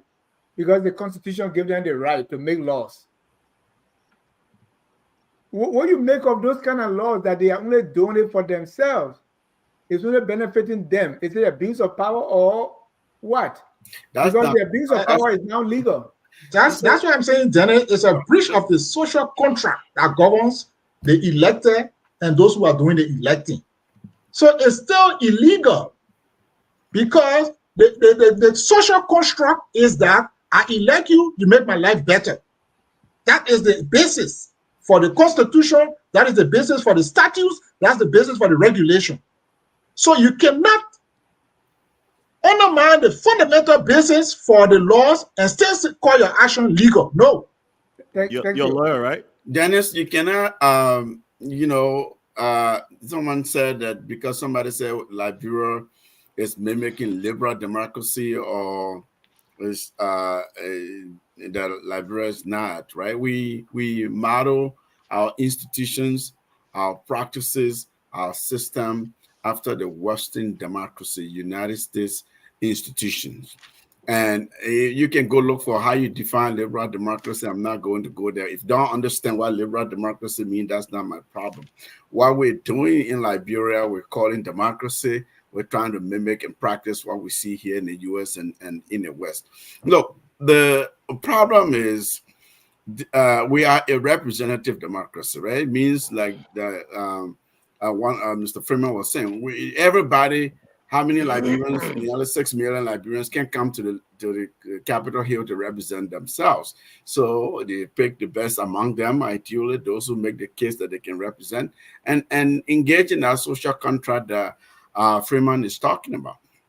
That doesn't mean because the law says this body of government has the authority to make laws, to pass legislation and so on, that they can just go willy-nilly and do things arbitrarily and don't be checked. That's why we have 3 branches. There are ways to check the abuse of power and of a Congress, of a legislature. The people can revote. That's why we're seeing so much scrutiny today on some of the practices, right? So if we go sit here and get ourselves bogged down in the sort of semantics of this is, the law says this and the Constitution says this, then we've missed the point of this whole debate that you wanted us to have here today. Because, like Thomas started saying, this is really an institutional problem. It's a national problem. Every branch of government historically in our country has a setup for itself and the members to their own advantage at a disadvantage of the people. So the richest, the fastest way of getting wealthy in Liberia today is to be elected in office or get appointed to what they call resource institution. I mean, there are people in the country who are rejecting presidential appointments because they're not sent to so-called resource institutions. That's that perception, right? That I want to come to a place that's already made where I can have access to budget and I can massage the budget and enrich ministry. rent-seeking personal aggrandizing purposes. Contrast they engage in. And, they create these bogus companies. So the system, the point here is the system has been positioned in such a way that it's the abuse of power that these people are using the law, they're using the mechanisms, the tools of state to their own benefit for themselves, their families, and their people. For instance, a lot of politicians we have today in the very Senate, these are people who have been accused of corruption, of having stolen funds and resources, and then they use it and get elected, and they acquire power. Then they come and get more wealth through these kinds of practices that we're describing today. So just because I'm saying, look, when you talk about a criminalized state, you're really describing a particular phenomenon, doesn't mean you don't engage in criminal activity in a legitimate system to enrich yourself or to abuse power. In the process of abusing power, you engage in criminal activities. Some, should be prosecuted. You see cases go to court on the basis of what I'm describing here, right? But it doesn't necessarily render the entire state to a place where you have, for instance, non-state actors that have hijacked the enterprise of state and they're using it for organized criminal activities. What we have is within the state itself, people are organizing themselves and engaging in criminal activities under the guise of the powers that they have. Thank you. Thomas, today I saw. Who's Get dog? that dog from me. Get that dog away from me. Today I saw an appointment by the speaker. I say, I'm pleased to appoint Ms. Telia Ure as the senior advisor on foreign affairs and legislative engagement in my office. I mean, it's a good thing, right? But I was wondering to myself, I wonder if there's any yardstick for members of the legislators to appoint their staff. Are they going by any guidelines? Are they supposed to go by anything whatsoever? So, I was also a little concerned when I saw the appointment, because the members of the House of Representatives have a specific number of staff that they can employ. I think 16 staff. right. They got resource officer, they got administrative assistant, all of that to drive us, around 16. I'm not sure exactly how many persons the speaker has the leverage to appoint in his office. But my concern about this appointment was that it was going outside the boundaries of Liberia. He says this lady, Taylor, has been appointed to his office, I think on international affairs or something. And she will work in consonant with the Foreign Affairs Committee. So the question I was asking, and lawyers are here, is that does the speaker has the power to do that kind of appointment? And my question is, even with the staff, the 16 staff, are there any established rules as to who form part of that staff? Or as speaker or as legislator, I can appoint whoever? No, the way it Like works, EOCC here in America, and all these different things, are there rules? the practice, Go ahead. the practice that is followed in the house is that they have two kinds of staff of Capitol Hill. The ones that work in central administration, they are covered by GSA and CSA. all of that. Yeah. The ones that work in a representative office are mostly political staff. They just bring people who campaign for them. They can fire them anytime. This is why you hear Prince told after the leakage of information that he was taking 50% and diverting it to other people in the day. So he just fired one of his staff. So that has been the practice. I don't know if there's any ongoing work to be able to address that issue, but that's the way they handle their affairs. But my point is, with the speaker now appointing somebody who will not only work domestically, but work internationally. That's where, for me, my concern is. And Dennis, as a somebody who work in the government in the financial area, I can tell you that is the problem that I have when I work in the government. Now I work as controller and internal auditor and all of that. Everybody who is appointed as some director or some minister thinks that their word become the law. But it shouldn't be so. For example, if you are going to add somebody on the government payroll, that is subject to government regulations. So you cannot bring people on the government payroll, decide the title, decide the function, and all of that, because all of those are subject to regulation. But what we have in Liberia, like I said, is a long period of impunity. You have a legislature that I have tabulated have consumed at least $800 million, almost $1 billion without audit. And while they are consuming almost $1 billion without audit between 2006 to now, they are going abroad asking for assistance, asking for investors. But see what they are doing with the money. For example, they gave $10 million every year to NSA. And they tell NSA, you will never be audited for this money. So in 6 years, whoever is the director of NSA becomes a millionaire. And that is the problem with Liberia. The poverty that you see in the country is self-inflicted. First by the citizens who vote for criminals, and then second by the criminals who think that the vote for the citizen in them is an acquiescence that they should continue the criminality. And that is why you see, and it's sad because sometimes we come on the show to share honest views, and of course some people come to advertise in the hope that they get called up and all of that. But the truth is, we have to be honest. Our country is very poor, and in order for them to get out of the poverty, we have to be truthful. We can't use the opportunity, instead of propounding what is good for the country, to start advocating for policies that will undermine the stability of the state. You can't have it. Let's say if the legislature were being audited, there will be audit reports. And so if there were things that were not corrected in year 1, it will be corrected in year 2, or at least in year 3.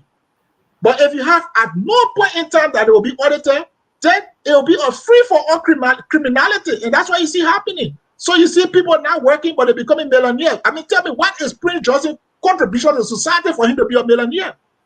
Thomas Fowler, what does he do to be millionaire? Coon, that is vice president today, the only thing he does is manipulate the budget, send it to his personal institution, become a rich man, share the money around, and get voted into office. We have to put an end to it. Thank you. And Mr. Sharif, let me come to you here, because in the budget, let me go back to the retreat, because my colleague, Mr. Amara was returning his money, because the DSA, according to reports, should be like $82 per day. So if you get 1,700 for 2 days or 4 days, this is not right. But who questioned these things? Because they make their own laws. So even if you found out that they got more money than the DSA allows, I mean, what is the mechanism to say bring the money back, or you have stolen some money? There's nothing there. Right. Before we even act on them, we have to take 6 years or 9 years before you vote them in power or out of power. Yeah. We don't have a system of recall. So what is this? What do we do? Yeah. So before I answer that, and I know I've gotten some pushback about this. You mentioned your former schoolmate, the senator from Babalu County. He returned part. He said he was returning. Okay, he said he's going to return it. So, and this is a good thing. It's not just a good thing. It's a great thing. It's a great example of leadership to me, because how many others over the years, not just now, has done that. So that is an example of leadership. So under scrutiny, albeit, from the public, from the press, from certain, individuals or state actors and so on and so forth. So you come up as a senator to say, look, I realize what the magnitude of this, and I am returning this. So that's a good thing. But the big picture is criminalizing the state. How does that fix the criminalization? How do you decriminalize the state? Mr. Sirleaf. Individuals who are being accused, if they don't come forward, if they don't say, let's do something about it, then it's going to continue to happen. So what the senator has done, to me, is commendable. So I'm not going to sit here and say all 103 members of the legislature are criminals. I would be disingenuous to say that. I can say the vast majority have committed excesses, economic excesses against the Liberian people, of which they are culpable. But I'm not going to sit here and say 103 of you are all the same.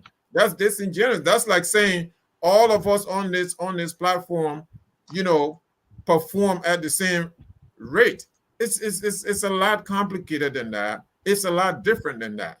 May I ask you a question, Dennis? Yes.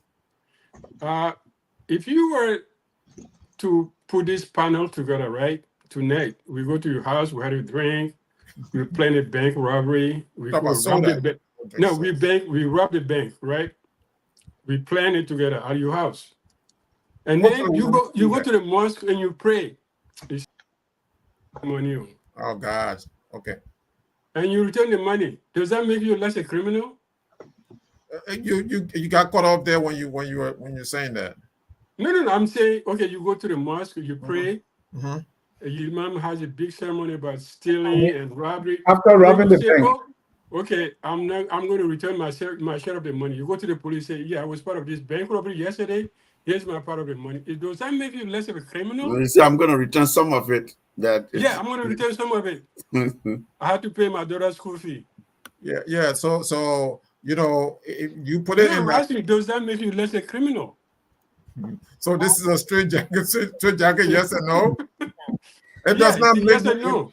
It does not make to your question. It does not make me less of a criminal. But I would tell you, I would tell you this. What is going on here is much more complicated than that question. What is going on? He's a finance man. Yeah. He's a finance man. I get it. He went to the Senate with the thing. He's a finance man. What are we doing he's now? Playing. He's going to open the wave. He's going to open the house. He's going to replace the old lights because the old light is dimming. So he's the new light. Right. So all of that happened. But he took the money, went home. People make noise, and then he returned some of the money. So I'm just saying, simplify the debate. Why try to complicate the problem? Right. So Dr. Dugla, here's the thing. So we sat here and said that these issues predate 100 years. So you have to. So the antecedent. You're going to start from somewhere, right? Go back 100 years. All right. You go back 100 years, but when you come into it, you say, I'm a clean man. I'm going to do by the book. Mr. Shabby, that's the minimalism you spoke against. Let me land my thoughts. If I would land my thoughts, these things go back 100 years. So how do we now fix this? This is an existential issue. How do we fix this? When tomorrow morning you're not going to have these guys vote themselves out of office by reducing their term. You're not going to have the weak opposition stand up to anything. Well, how do we fix these things? So you need individuals who will come up like this to say, and that's what we're going on, Mr. Sharif. And how do we fix this? Dennis, can I make a point on this? So fixing this. No, just give the mic. Let Mohammed, let Admin, Thomas, and then Dr. Duke. Right, but I haven't finished anything. I wanted to speak to the. I don't want to be specific on the annual return, right? I want us to look at the big picture of how How can we That's fix my this issue? point. Let's go You with know, the that's my discussion, man. point. Be serious. Right. I wanted to go But, back to the speaker's appointment of Miss Yuri. I don't know her. I don't know whether she's qualified for that role or not, and what the regulation says about congressional, legislative staff appointment. But I want to speak to the bigger picture of the speaker's office, and why I will see that kind of position as a legitimate appointment, although the executive branch of government is the branch that's responsible to conduct the foreign affairs on behalf of the state. At the same time, you have legislators, particularly the speaker. The office of the speaker is an institution by itself. If you look at it, the way the branches of government function and the role the speaker plays.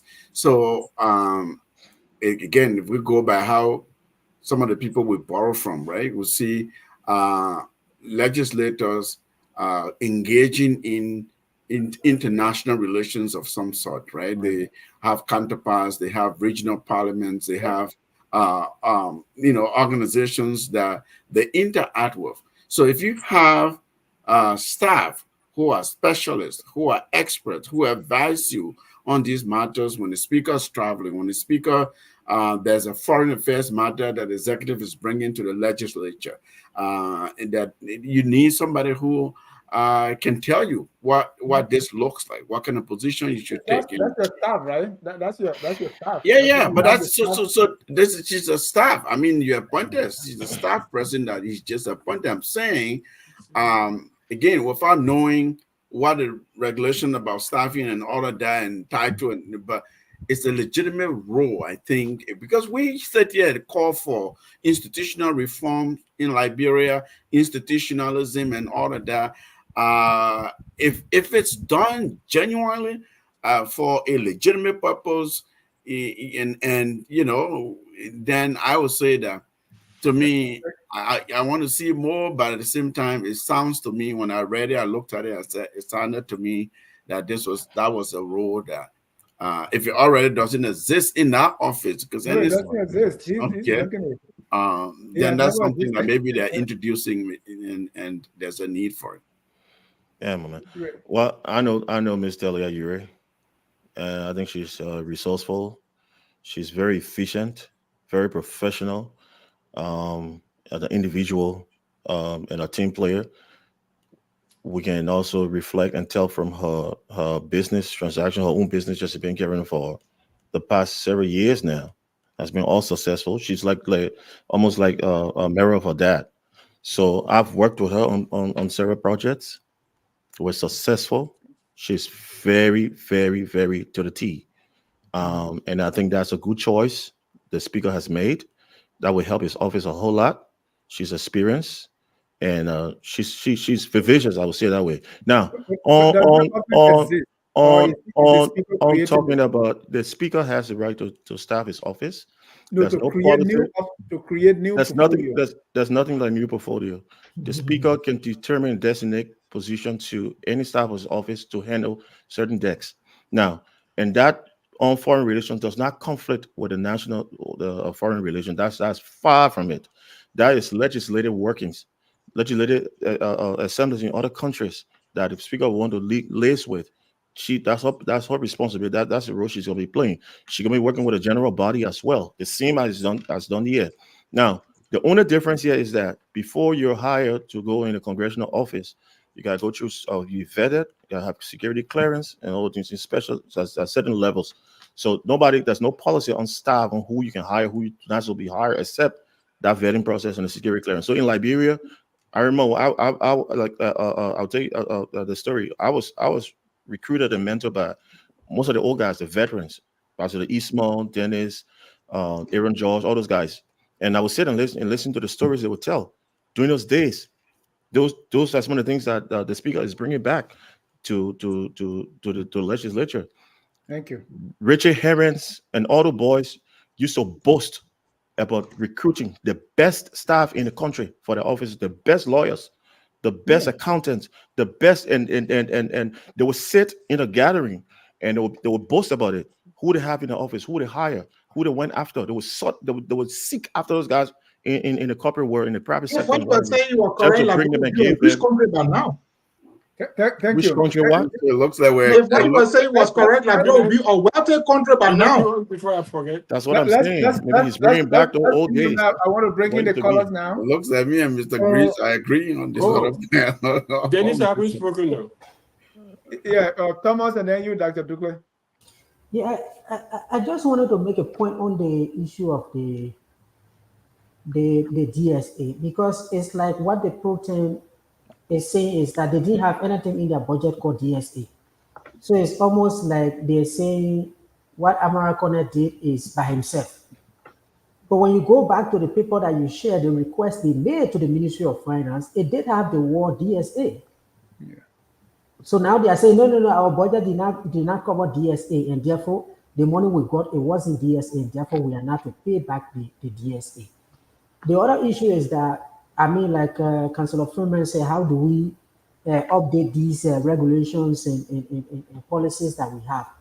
I think there is a limitation in our travel or policy, because DSA should be provided, but it should be provided on different basis, right? If you are sent by the Ministry of Finance, for instance, now they are doing national consultation for the development of the National Development Plan. Any staff that is sent from the Ministry of Finance that goes out into the county, they will have to pay for their hotel, they will pay for their feeding and everything. But the DSA should be based on the fact that if you are not getting any feeding throughout the day, it should be a different amount. If you are going to a workshop, for instance, where they are providing breakfast and they are providing you lunch, the DSA should only be covering your dinner. But the travel policy is such a way that we just have a lump sum amount. We say if the president travel internationally, we give the president $2,000 a day. If the president travels locally, we give them this amount. It doesn't clarify whether that event is an event where the government is already providing you feeding, and therefore it should be prorated. So I think that's where we need to come back to and be able to update and revise the travel ordinance. There should be different categories. Because if we feed you and we give you whole day DSA, it's like we're giving you money twice, and we don't have a lot of money to even serve the poor people. Thank you. Dr. Dukley, 30 seconds. So bring in our first caller. 30 seconds. I can do all of this in 30 seconds. Okay, Cars. 1 minute. No. Okay. About cars. You let him talk for long. Mr. No, I'm not going to talk long, my friend. You know I don't talk. No, sorry, I'm not talking to you. Sorry, I forgot my unmuted. Okay. I'm just going to say that GSA always employ mechanics.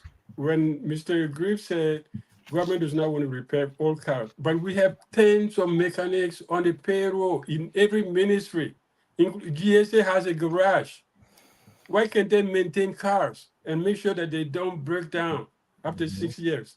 Yeah. That's the problem. It's efficiency. It's about working. It's about thinking and say, but everybody remember when USA had that thing on, it was next to the barracks. USA had a garage, and then GSA used to use it. That was all time before the coup. So all of a sudden we forgot everything. We don't know how to repair cars. That's so incredible that, the minister can ride a car that is 4-year-old. The senator can ride a car that is 3-year-old. That's not what I said. No. I'm not talking about you saying it. It's just what's happening. That's the system we have.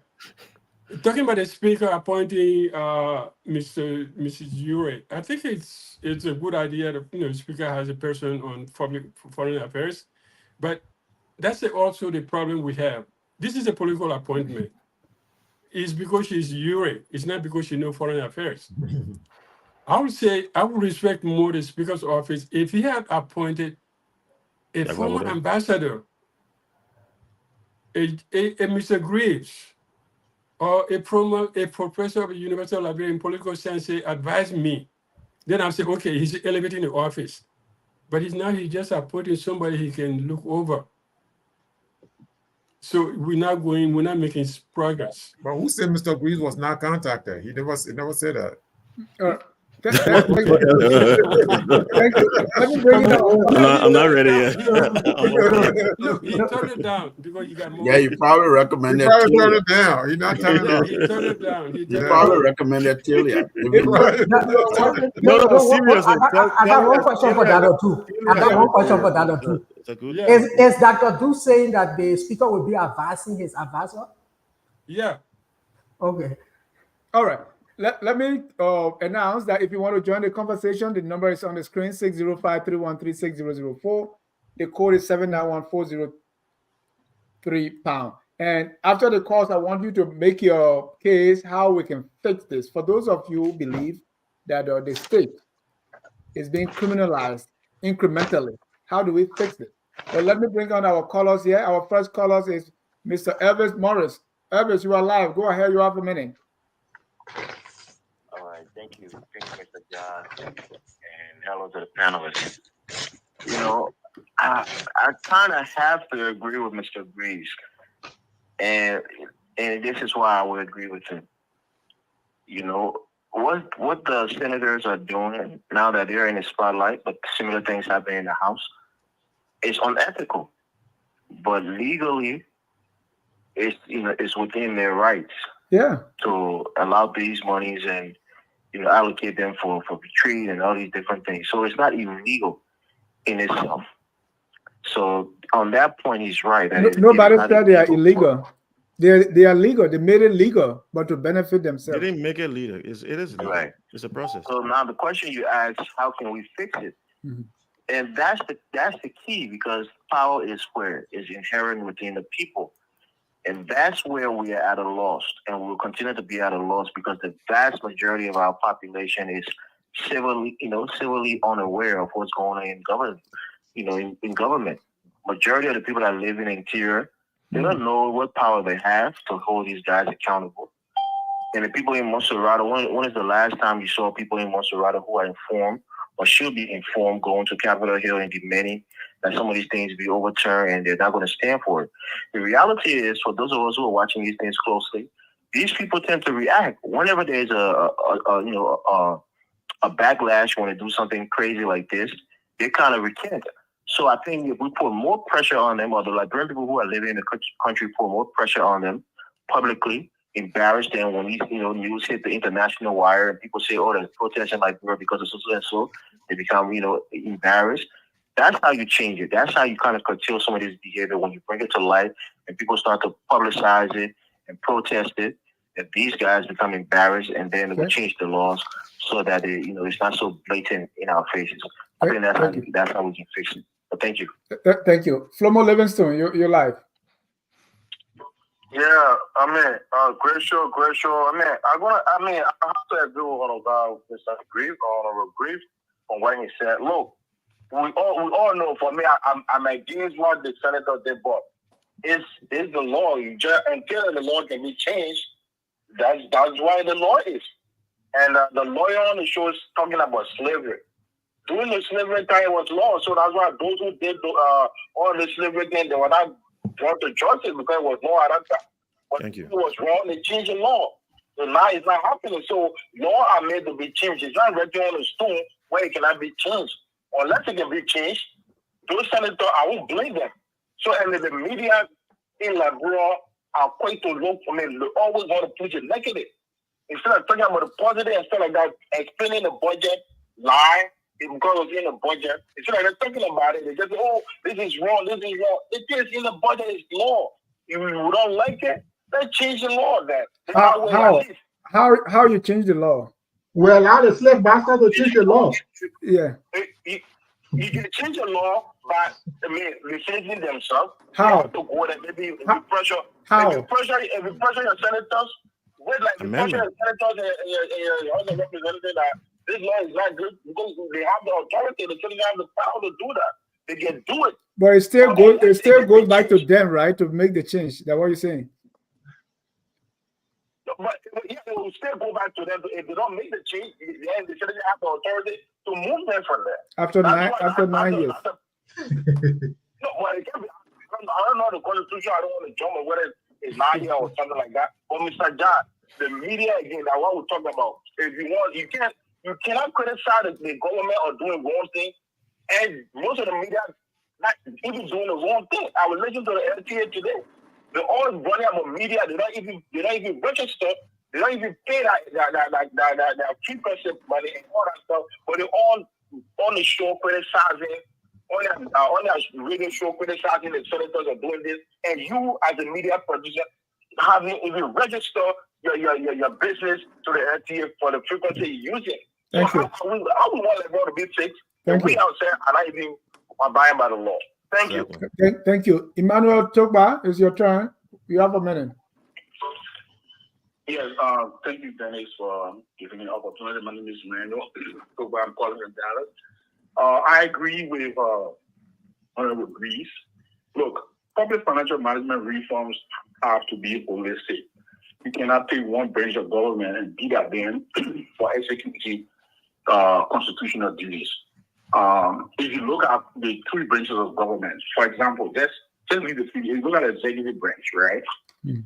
I wanted to do a comparison to see whether the entertainment budget or budget for conference in the executive holistically, if you compare that amount to what is in the legislature, because they are co-equal branches. If you compare what is in the legislature, it's very, very small. Okay? But we always want to be political to beat at the legislature because that is the easiest thing to do. We don't want to face the country holistically in terms of public financial management. Whilst the president of the country gives the public financial law says that the executive power rests in the president. The president devolves some of those responsibilities to ministry and agencies. So why would a minister in a government make $6,000 or $4,000? You don't have a problem with it. Multiply 4,000 by 20 now, spending agency. But then you get a problem with one house or equal branch of government that have the speaker or have everybody else there, and you concern about their salary. So to me, we should be doing things holistically. We shouldn't pick one branch and go against them because it's a political house. All it means, I just think that we just have some policies. Thank you. Thank you. If you get okay. The next caller here, we have more callers, so please be quick. Willie. Yeah, Mr. John, how are you doing this wedding? Thank you for the show tonight. Good. But the problem with Nigeria is all of us, the Nigerians around in and out of Nigeria. Just for example, they show tonight what we are, who we are protecting, who we are not protecting. You know, people that I'm calling, and the rest of them, they are all criminals.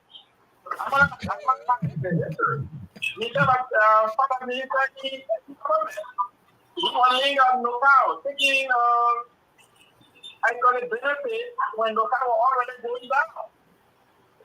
People have money. The application is there. So it's not bad. They're all the same. You look at Nigeria, we can't even eat, or people are there, they can eat $1 or $2 a day. Oh yeah, okay, it's in the law. One law won't make it law. They said that it's everything in the budget so that they can continue to enrich themselves. And we all, as Nigerians, celebrate them. Because they are my own fighting. I gotta support them. I gotta support her. You would think that people that Lauren Tiger Lauren would be the first thing to say for those things to happen. Because I can remember a few years back when she told how water on fire Joseph. Because she said that Joseph was not presiding right in the interest of the Nigerian people. But today, and we all support those people. We consider them. Thank you. So like we are going the wrong way. Like we will not get it. I'm sorry. We will not get it. Thank you. We still have 3 more callers. Solomon Sampson. Yeah. Good evening, Mr. John. Yes, good sir. evening to the rest of the panel. The last caller before this guy struck a good point about holding the 3 branches of government equally responsible for the condition of Liberia.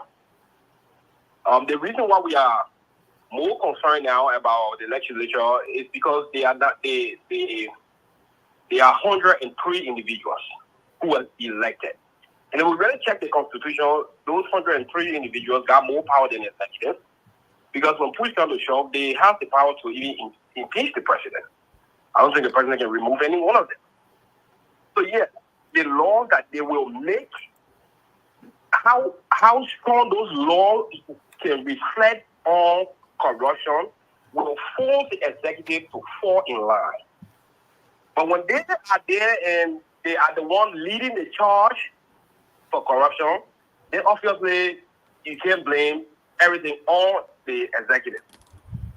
It is so shameful that we don't even have a solution to this problem. Because the last time when I called, I said, and we were all laughing about it. So in the absence of a mandatory leadership, the one thing we can do is to actually educate our people now. Not voter education now. We have to follow the law now, educate our people on how to remove a senator and or a representative. If the 100 signatures we need, what we need them for, that is what we're going to have to do to remove these guys. So, because the thing is, we just elected 16 or 20 more new officials. You got Wayne told that one the other clown representative. Please be respectful of our officials. You mean a Carlos Gray? He's not a clown. Yes, sometimes behaviors things like that. Now he's the one.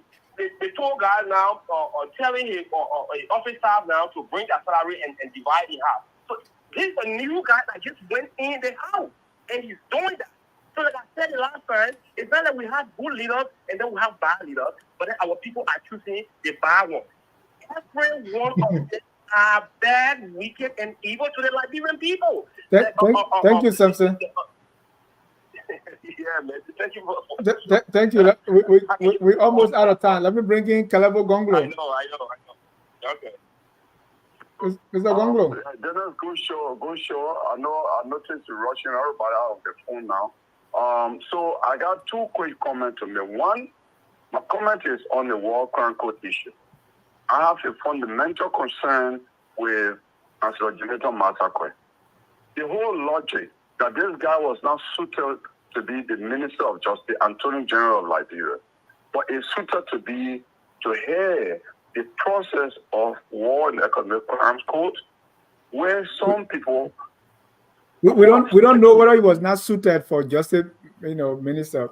He was withdrawn. Yeah, we don't know why. Okay, so Dennis, say I don't want to take up my time. I'm not going to argue. Let me make that's my opinion. Okay. Okay. Under the fundamental laws, rights, chapter 15B, getting that C, getting that right, the whole opinion. So let me just exercise my opinion here. So the fact that this guy is then called to play such a critical role at this point, I have a concern. And my concern is not just the fact that he was recalled. But all of my concern is that Dr. Allen White, all of us who are politically active, who know Allen White's role. If you listen to Prince Johnson said how Allen White talking to Accra and wanted he and Bernard Yu to run together and he gave him money. Prince Johnson said all that stuff about Allen White. Allen White, there are even reports that are coming now that I don't want to put out here. He talked to a permanent Liberian and told him all that stuff, promising all that stuff. I was getting privy to that kind of information. And it is now influencing our process, and the human rights community beginning to fight each other over because there is a potential process that people might make money. So I want Allen White really stay clear of our process, and he's supporting Jonathan massacre is one of my concerns. The last concern I want to make is this whole thing about Green saying, it can't be one branch. Mr. Green, the fact here is the fact that you may not know. If you don't know, let me tell you this.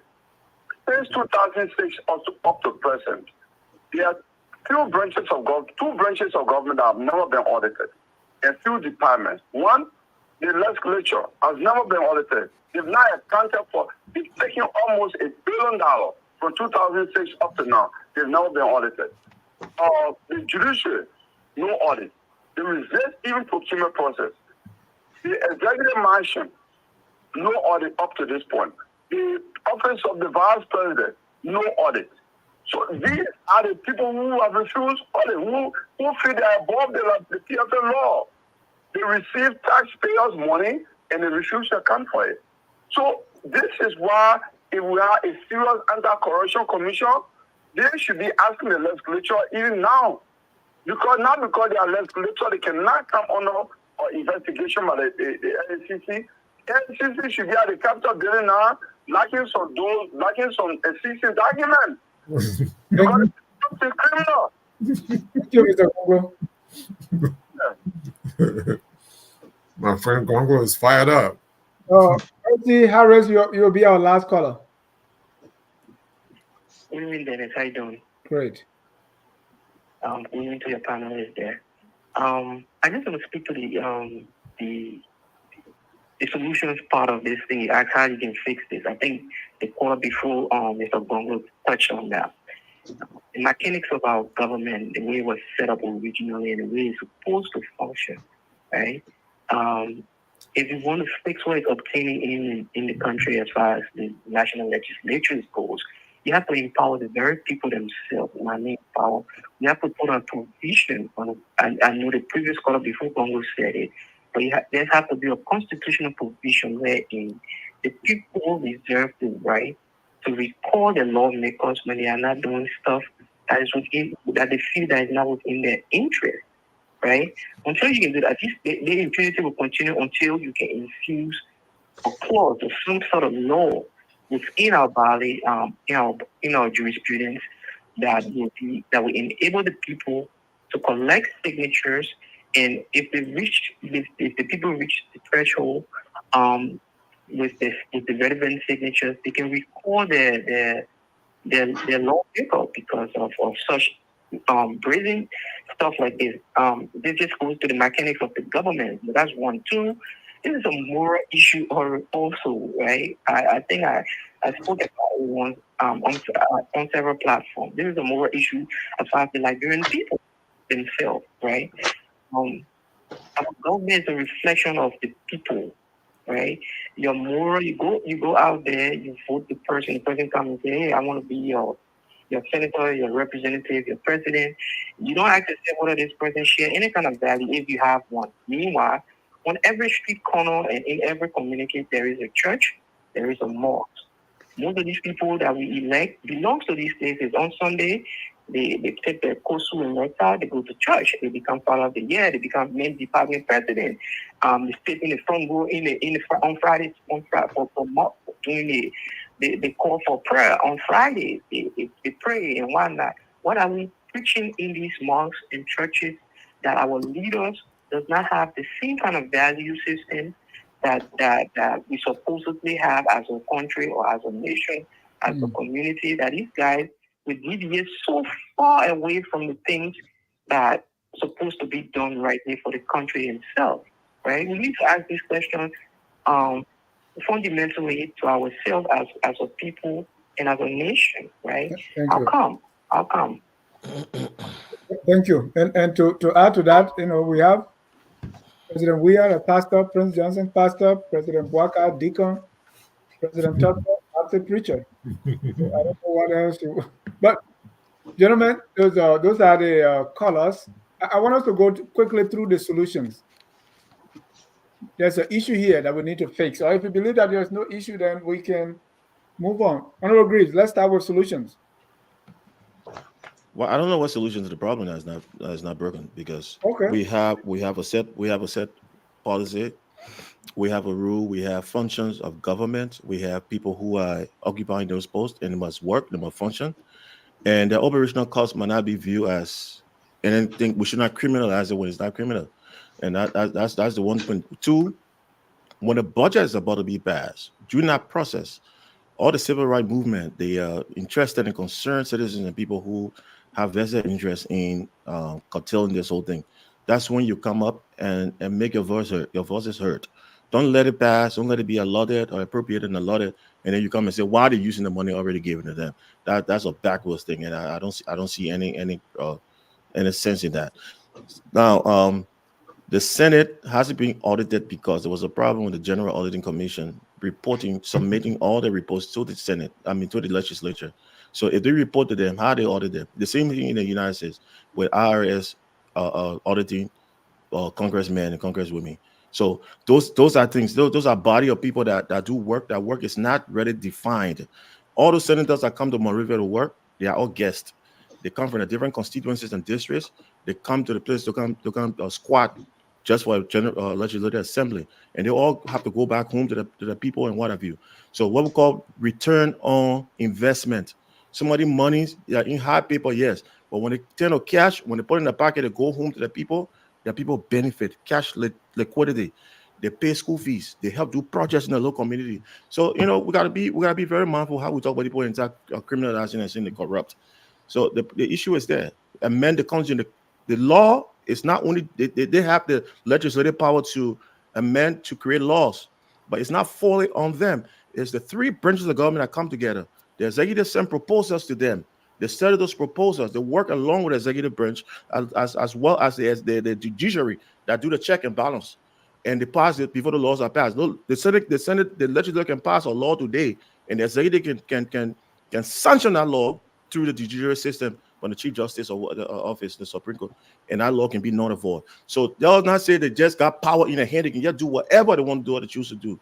That's not how government functions. Thank you. Thomas, solutions. Well, the solution is to continuously go back to our laws and review them, see what the limitations are, and be able to reform them. After the Civil War, we started a whole broad sweep of reforms, reforming our public sector to make it much more efficient. And I think we need to go back to those reforms. What I'm hearing over the past 6 months is that there are people who are talking a lot about the governance reform, no, the Law Reform Commission.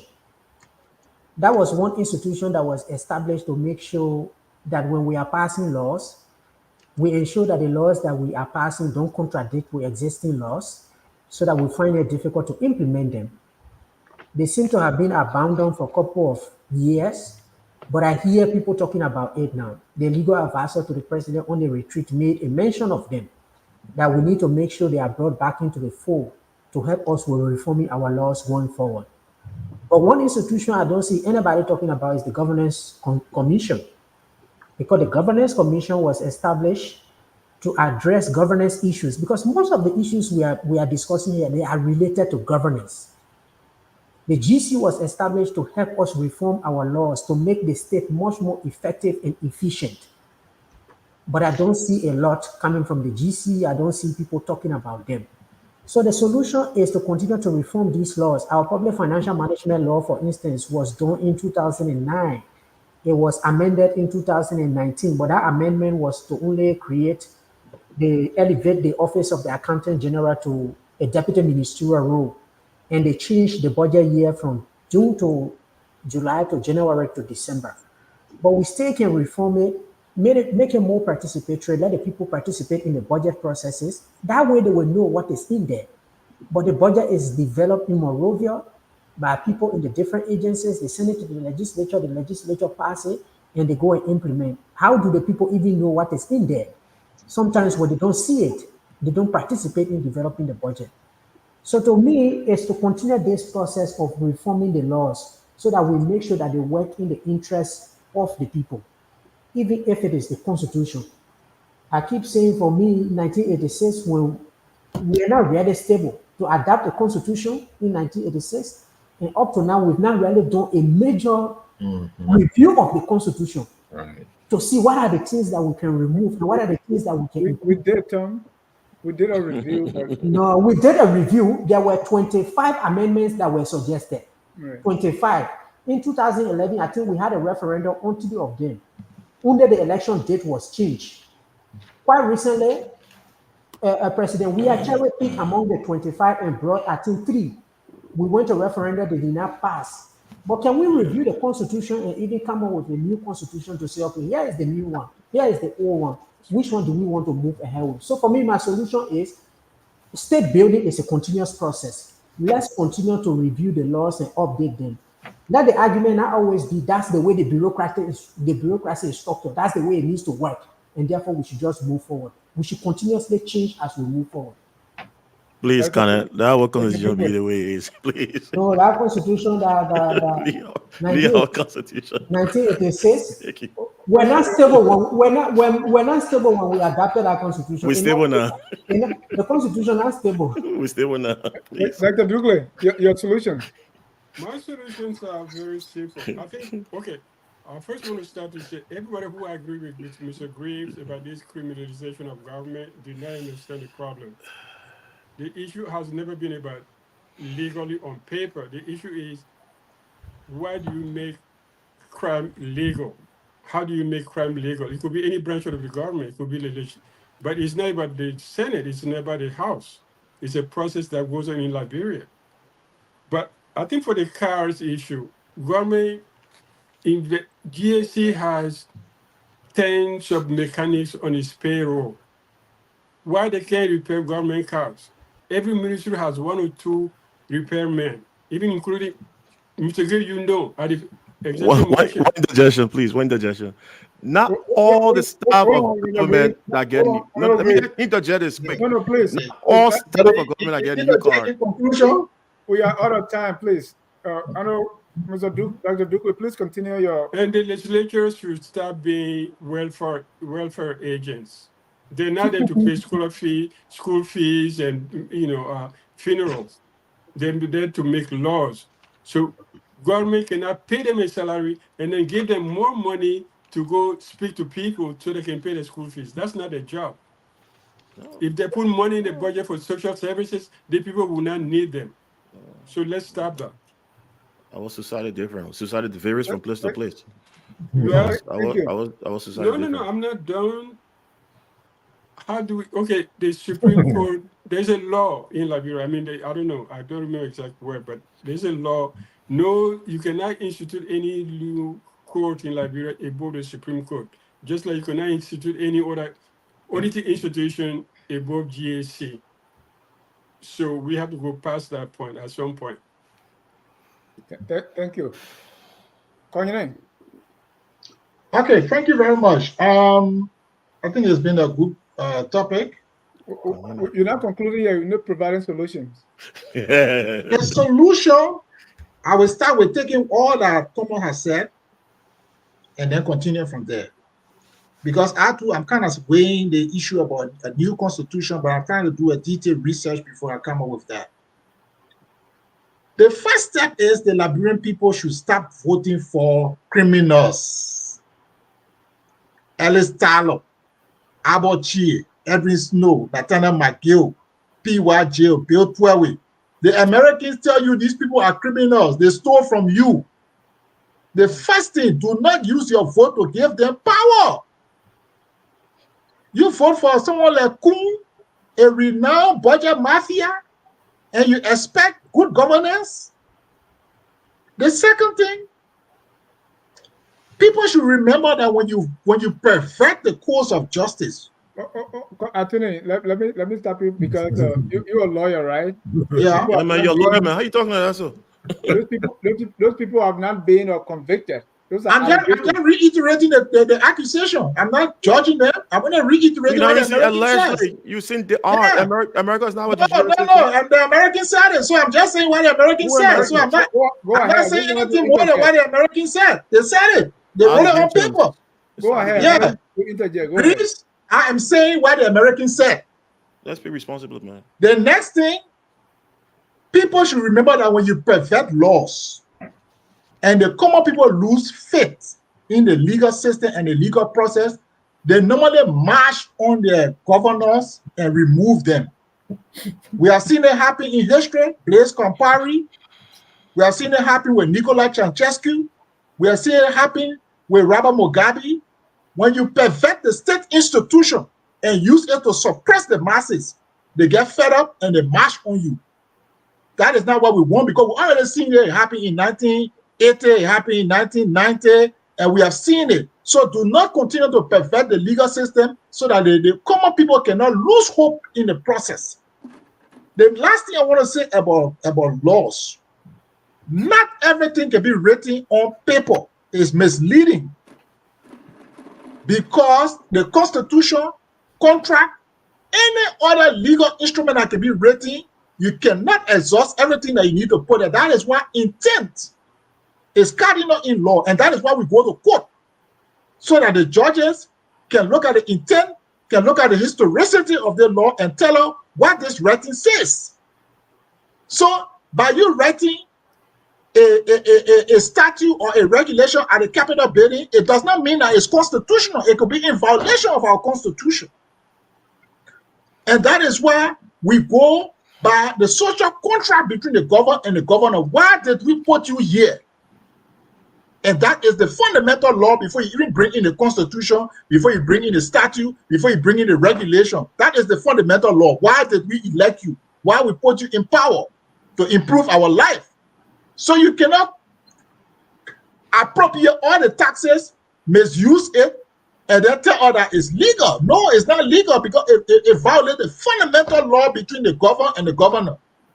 So to summarize, what I'm saying is that Liberian people start voting for people that have made your life bad.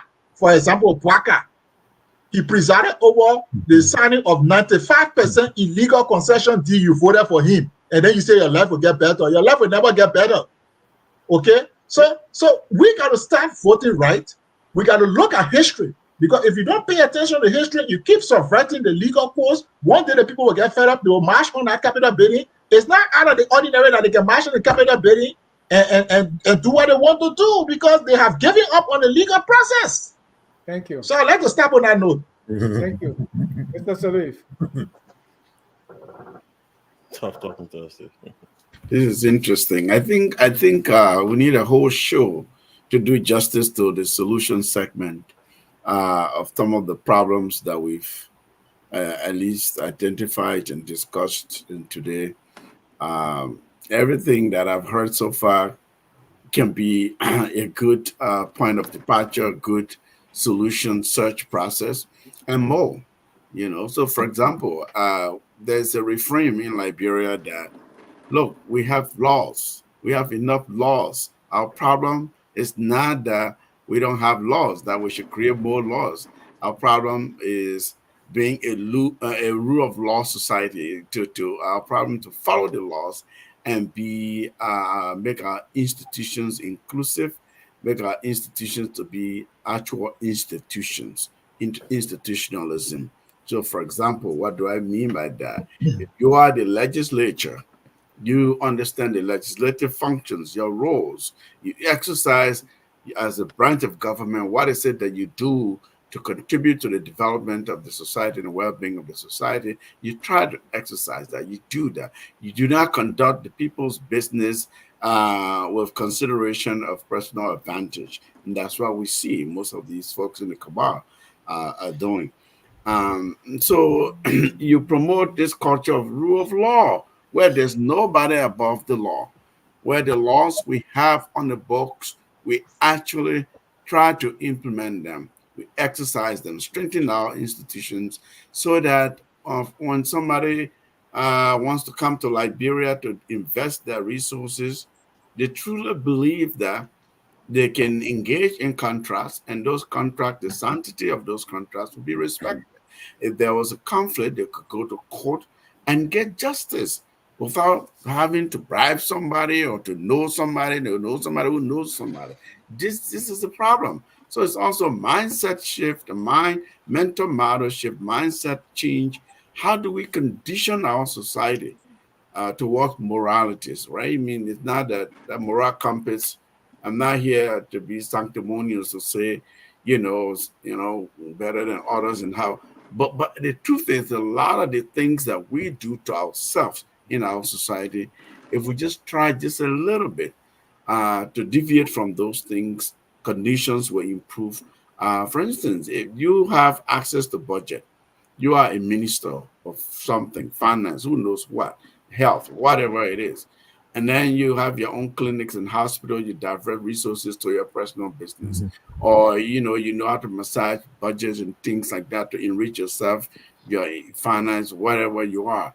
That money is not going towards the basic servicing the social contract that we talked about earlier, right? Between the government and the governance, and the citizens and those in power. So that if we focus on public service being public service, the common good, for the good of the people, you'll see a lot of these people that are in government today will not be there because they won't be incentivized to be there. You're looking for talents. You're looking for people who genuinely want to be there to serve the public. But that is not happening. So, point is, a lot of this is mindset, how we see service to country and service to one's society for the common good of the society.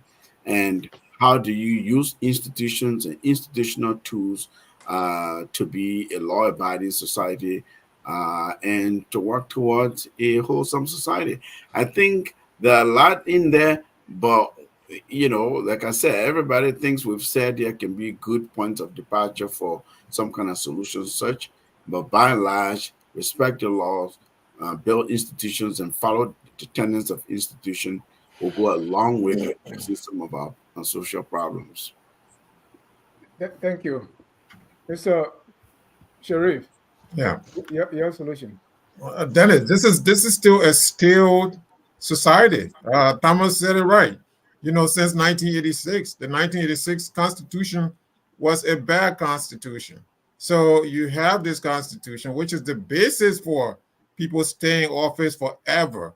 9 years, six years for president, 6 years for House of Representatives, 9 years for senator. Look, it's bad. Needs to be changed. And so as long as we have that, you're going to have the conditions that we have.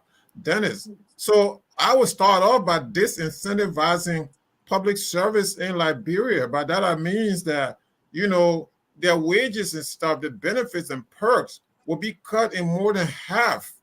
All these cars, big cars, flashy cars, I mean, you retrieve them. How about these people start riding Toyota Corollas and stuff like that? From the president down. I don't care. You're president. Everybody ride in the same car. It gets you from point A to point B. That's the bottom line.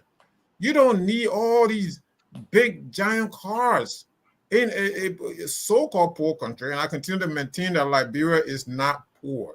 The leaders are making Liberia poor. This is not a poor country. This is a very wealthy country. So cut out these big cars, give these people some Toyota Corollas to ride around, scratch cars, gas slips and stuff like that. Cut them out. Cut all these out. The wage bill is large. It's enormous. So the weight of the wage bill is what's, drowning the nation. So the nation state is drowning.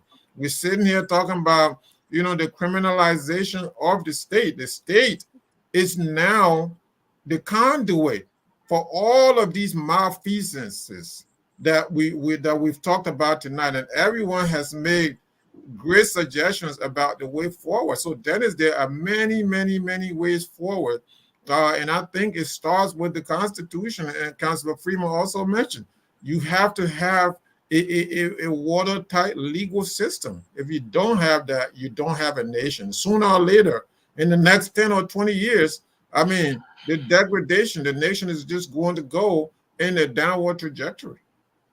Thank you. That leads us to our Tabata of the week. Every year, every week, every day, there's some nonsense going on, either in or out of government. This week, or even from last week, what's your Tabata of the week? And to give you a head start, I'll start.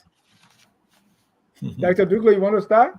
Because my Tabata of the week really is this rumor world that going on in the Senate about how much was spent, who took what, who didn't take what, who was there, who was not there. It makes no sense. But then again, I want to add that, my issue about criminalization of the government, of the state, is not about the Senate. It's about the whole nation process. It's about the nation, not about the Senate. But definitely, my tabata is this whole thing about, somebody said this, somebody said that. We don't know who's telling the truth. We don't know who's lying, but there's something going on in the Senate. Like they say, you throw a rack among rattlesnakes and they kill each other. Thank you. Councillor Anthony Freeman. You know, Well, I don't know. I will see as Tabata the confusion among the rescue former supporters and the current rescue people, like the likes of Molu and Martin. I mean, they are just acting like they just got to know the people they voted for. They told us that Bwaka was so experienced, Bwaka had clean hands, and he was an honorable person.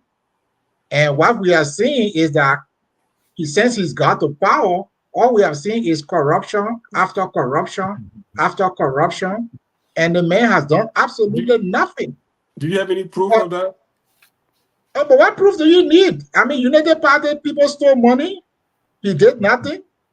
Miata family, she squandered money. He did nothing. In his office assistant or his minister there illegally requested money from Social Security. He did nothing. I mean, what else you need? What else you need?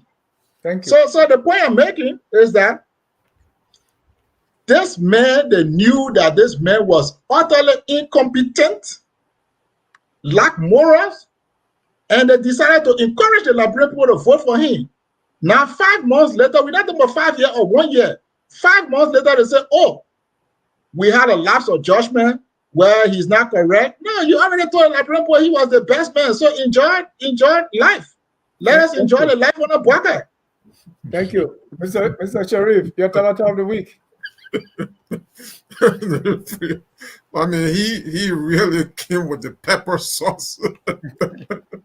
You came with pepper spray tonight. Look, it's like that.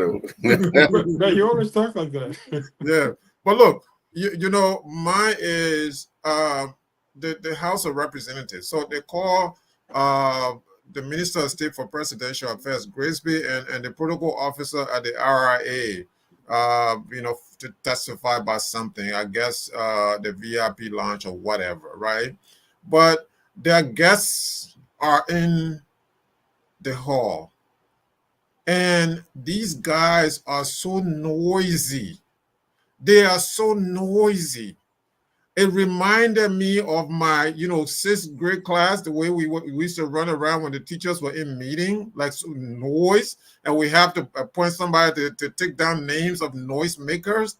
That's how noisy these responsible people were.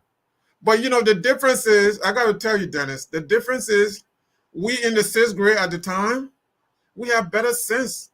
We have purpose. The purpose was to learn and make good grades. These guys have no purpose. Nothing. The noise. The speaker gavel is just there. Maybe the gavel is one day going to get broken into 2 because nobody listened to him anyway. Thank you. I mean, this is ridiculous, man. Thank you. Council Honorable Greaves, what's your Tabata of the week?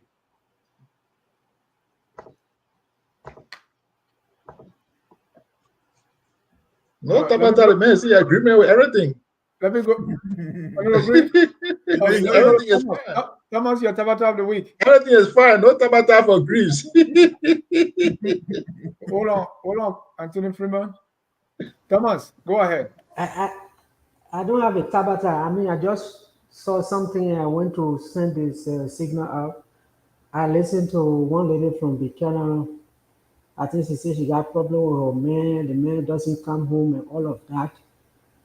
She took the issue to the courts. They went to the county attorney to go and represent her.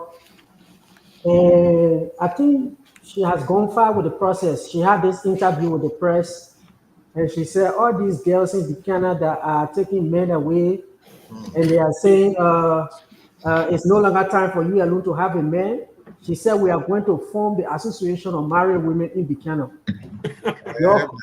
They say y'all watch out for that organization. So I will keep track on that to see how that organization progresses. But I mean, the girls in Buchanan should be aware that the institution is coming up.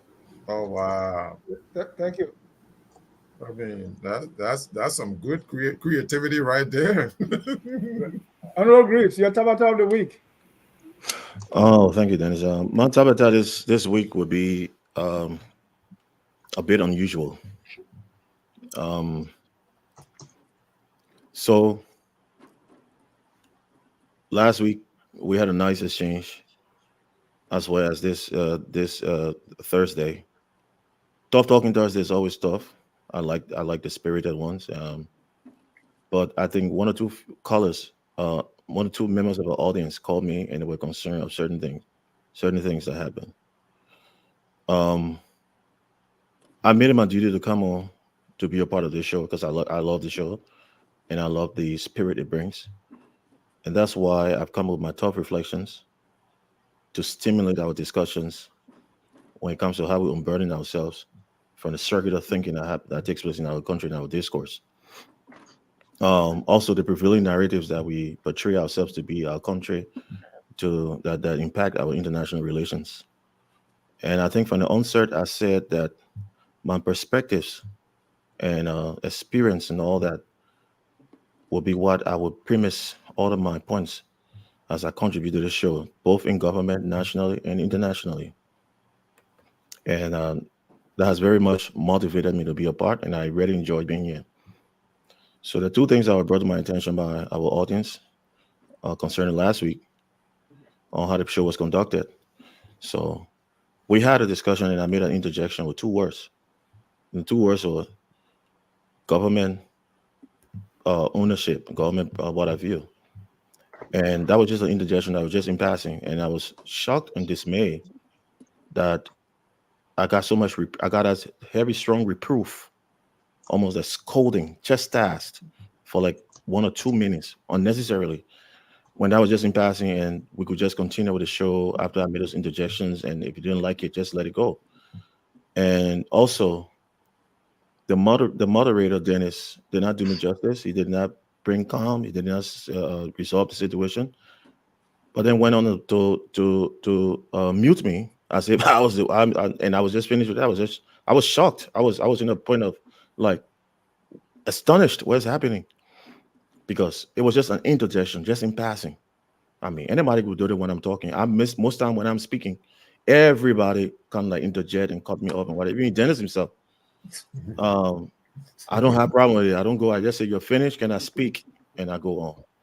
Also, we all come with salient points and opinions, which is very good.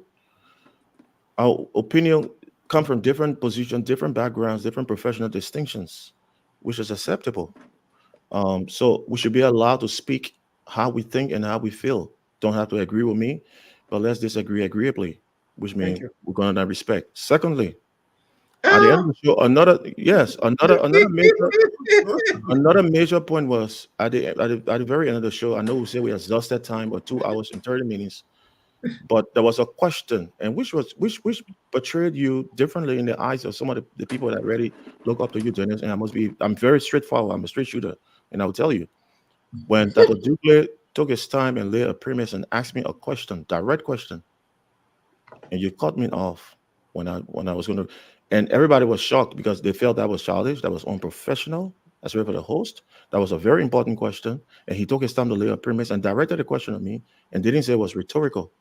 But you cut me and said, "Oh no, we got to go. The question was rhetorical." They thought it was unprofessional. They thought it was a disrespect to me, and they thought you shouldn't have done that. And they asked me what I'm here. I said because I love the show and not being here, and I love tough. I love tough times. I don't like easy rides, and that's why I'm here. So that would be my tabata, and I thought I had to let it, be known. Thank you. Mr. Salif, your Tabata of the week. How can I follow that, man? Yeah, um, that's a tough lecture, and there. It's hard to follow. So let's go to the Tabata. Yeah, Let me know what you're talking. my tabata, I have two actually. Molba Molu resigned from the CDC. Was it Uh, still? Not only resigned, but he's going to advocacy, civil society. So I saw a lot of Facebook, social media, not outcry, but people were questioning. Okay, so this guy, what's happening in the CDC? that he basically from grace, and he's at this ebb with the party, and he's going to be all of a sudden an advocate. And so we're waiting to see what issues are of interest. Guys, I raise this because, I mean, look, any citizen can resign from any institution, political or otherwise, and choose any sector or profession to be in that's their purview.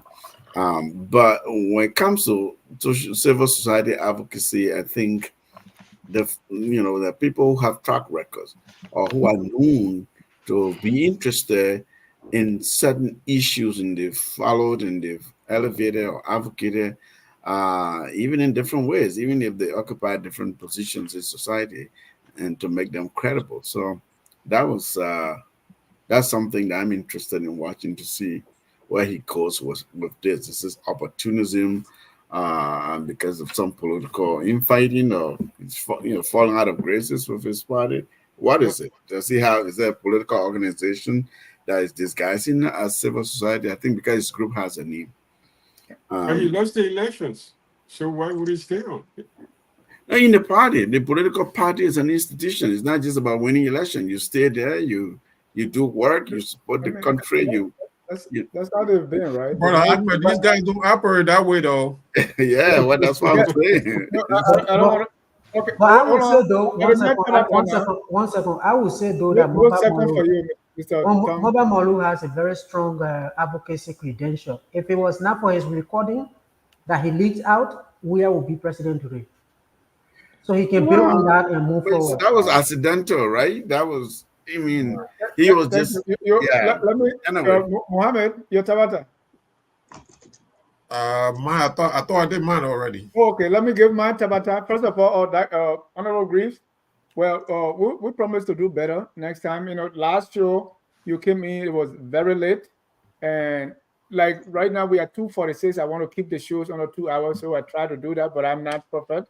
We'll try to continue to do our best. My Tabata is since the Yes Daddy, True Daddy, I've been really going over most of this preaching, and it's appalling, and it's a big Tabata for me. For these pastors and their congregation, everything is about prophecy, and they are prophesying and every day, or they are telling them you are being healed, and all kinds of things are taking place. And I'm just watching these reels, and I can't believe how people have turned this. But sometimes I think it's just a joke, but it's real. So I believe this is complete Tabata, that our pastors are completely aligned to these people, and people are so gullible to believe as if they themselves are not reading the Bible. I mean, that's Tabata. Yes, either way. You know why it is, John Dennis? There's been a study of the propagation, this big progression of churches, new churches in West Africa. Is linked to the failure of governance. When people can't believe in the government, they find something else to believe in, and then they go to church or to the mosque. So you got all this, from Nigeria to Liberia to Sierra Leone to Dakar. You would never believe how many new mosques and new churches and all of these fantasies make you rich church. I get you to France, get you to United States, get you a husband, get you a boyfriend or something. Thank you. All right. Within the next 3 minutes, we are 6 persons. So let's use 30 seconds each for our closing time is 5 minutes. I don't want us to reach 3 hours before we. A real 30 seconds, right? Yeah, 3 seconds. Today is the exception. So I like Dr. Dukley to start because he's going to work within that 3 seconds. 3 seconds. 30 seconds. For 30 seconds. Okay, thank you. I think we have all agreed somehow. As the professor here in the classroom, I think everybody has agreed that criminalization of government exists in Liberia. You put in your diplomatic terms, you put in your legal terms, because you don't want to get in trouble, you don't want to offend your friends. It's not by the Senate, but it's a process that had started a long time ago. That's why the states, as a machine, consume almost 90% of the resources of the country. That's criminalization. So it's not about making something legal or illegal. It's about making crime legal by passing laws that benefit any branch of the government. It could be the legislative, it could be anybody. So it's never the Senate. The Senate fiasco last week, that was like a stupidity. And Thank you. about Amara Kone, I adore him, I like him, I knew him before, long before he even think about, he thought he would be in politics. That's how far back I know him. The first time he met with Madame Selif, I was there in Washington, D.C. It was in May 2005. 2005, yeah. Yeah, so I know him. We work together, but this is a mess. So I think it was Mr. Snow who reminded him there should be honor among thieves. Thank you, sir. Good night. Thank you. And when I approached him, he told me that he was not going to speak on it because he was not a spokesperson. But then he wrote a dossier. So I Yeah. think that, Honor among thieves, Snow said. Mr. Sharif, you're closing. Yeah, I want to kind of pick back from what Dr. Douglas is saying there. I don't know if Snow will be credited. Like, are we taking him seriously? Really? I mean, Edwin Snow. I mean, this guy's another one of those. So I don't put more stock into what he says. But look, this problem is intractable. It's not just one person, which is why I believe that some of the solutions will come about as a result of these pressures and as a result of somebody reacting to pressure. Because keep in mind, George Weah didn't react to pressure. I mean, he didn't react to many of the pressures that were put on him. So you've had leaders come and go that will say, I don't care, do what you want to do. I'm just going to serve my term. Right? I mean, so if one of them react and does something, we can only hope and pray that the rest of them will follow suit. Thank you. So that's my hope. Your 30 seconds over. Thank you. Thomas, you're closing. Like I said from the beginning, our national institutions in Liberia are extractive, and we've been on the drive of making them more inclusive, but it's a continuous process we need to continue so that the institutions can actually serve the citizens. If there is any law that is broken in Liberia every day, like Councillor Freeman continue to say, is this issue of the social contract. It's broken every day. No water, no electricity, no education, no health care. So we need to try to build inclusive institutions. There is a caller that called today. He did not say exactly what he said on the previous call, but this continued to, I keep thinking about this. When you have a region where 3 or 4 of your countries are under military rule, you have to be careful that those countries don't make progress on the economic front more than you, the democratic country. We keep celebrating our democratic record. 20 years now, we have successful elections, but we have to translate that democratic credential into economic empowerment of our people. If we don't do it, in Mali, Niger, and the other countries where military leaders get ahead of us, then people will start saying, hey, there's a problem here.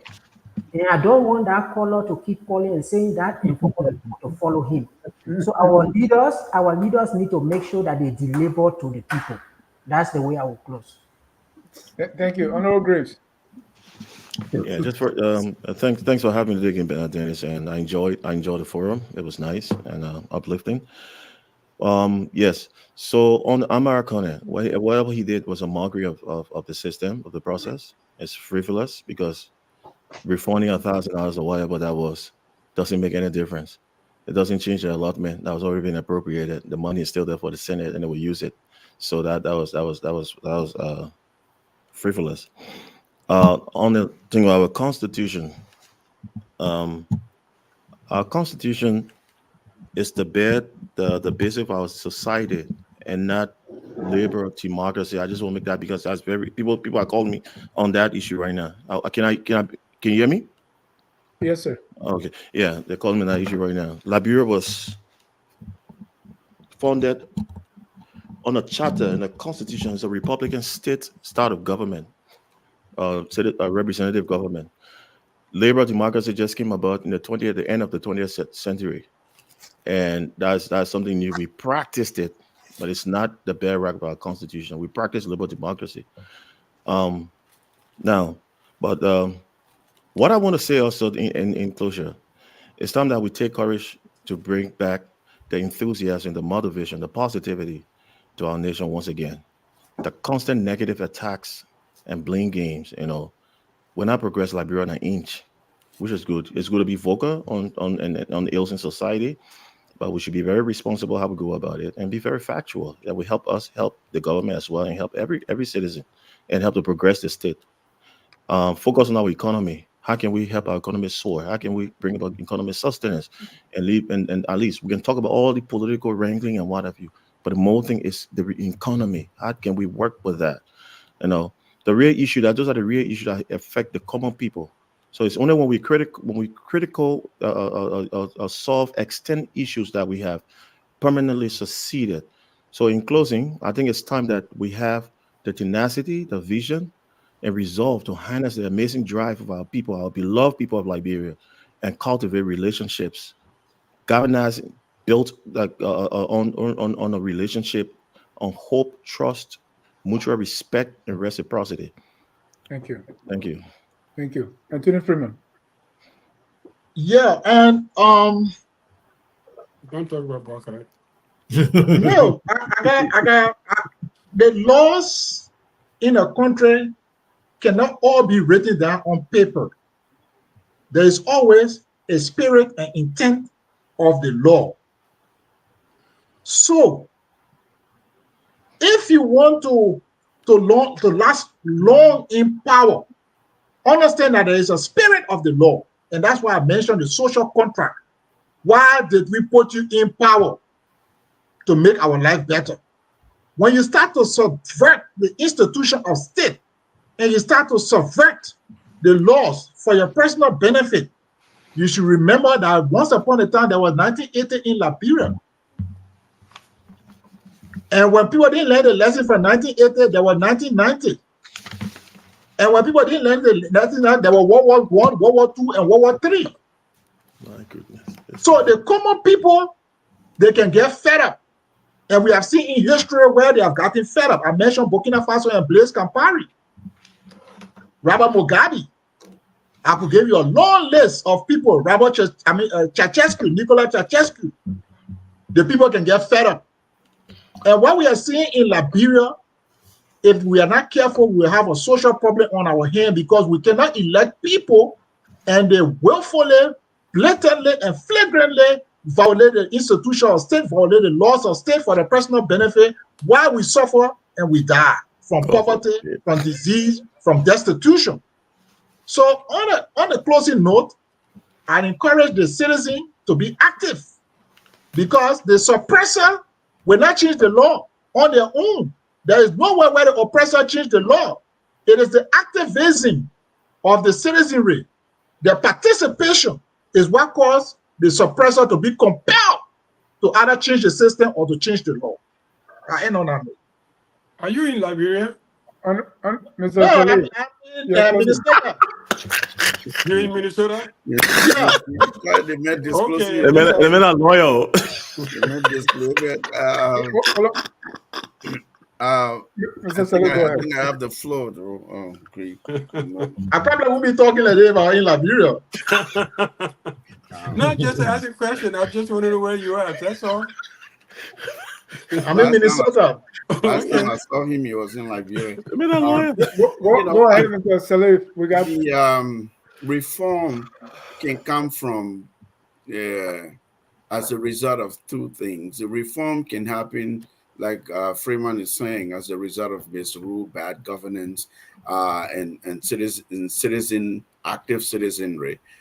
Reform can also happen as a result of it's intentional. You can be following the law, for instance, and realize something is not working and you want to reform.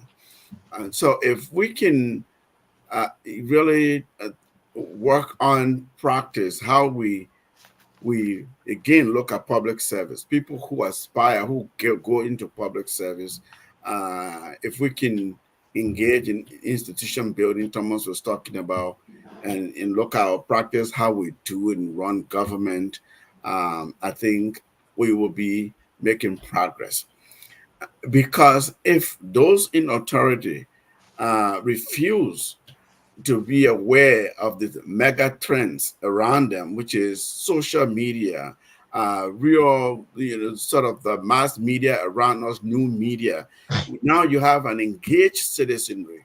Everybody has a device in their hands in the village, wherever.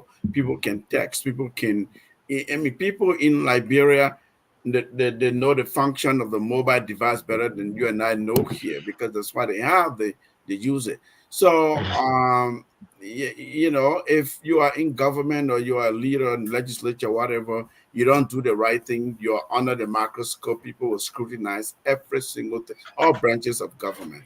It's just beginning. I think what we just saw with the budget thing, what's happening, is not just a Martin Colley thing. This is something that will continue. And I think that is a good thing. That is a good thing, because then it forces people who are in government, leaders who are trying to just lead for themselves, it forces them to be better leaders, or to get out of leadership for better people who want to truly lead to get in power. So I just wanted to say that reform can be catalyzed from different perspectives, whether negatively as a result of negative acts, but also positive observation and wanting to change for the better. I'll close. Thank you. Thank you so much, gentlemen, for your time. I want to thank our viewers. Tomorrow, 8 o'clock, we're going to be having a debate. The first 5 months of former President George Weah versus the first 5 months of President Joseph Newman Boakai, right here on Friday Night Debate.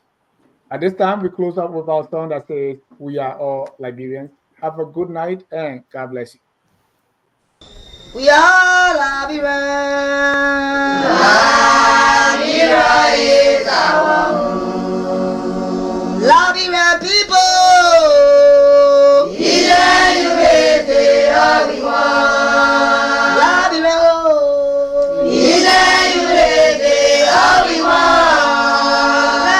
Liberia.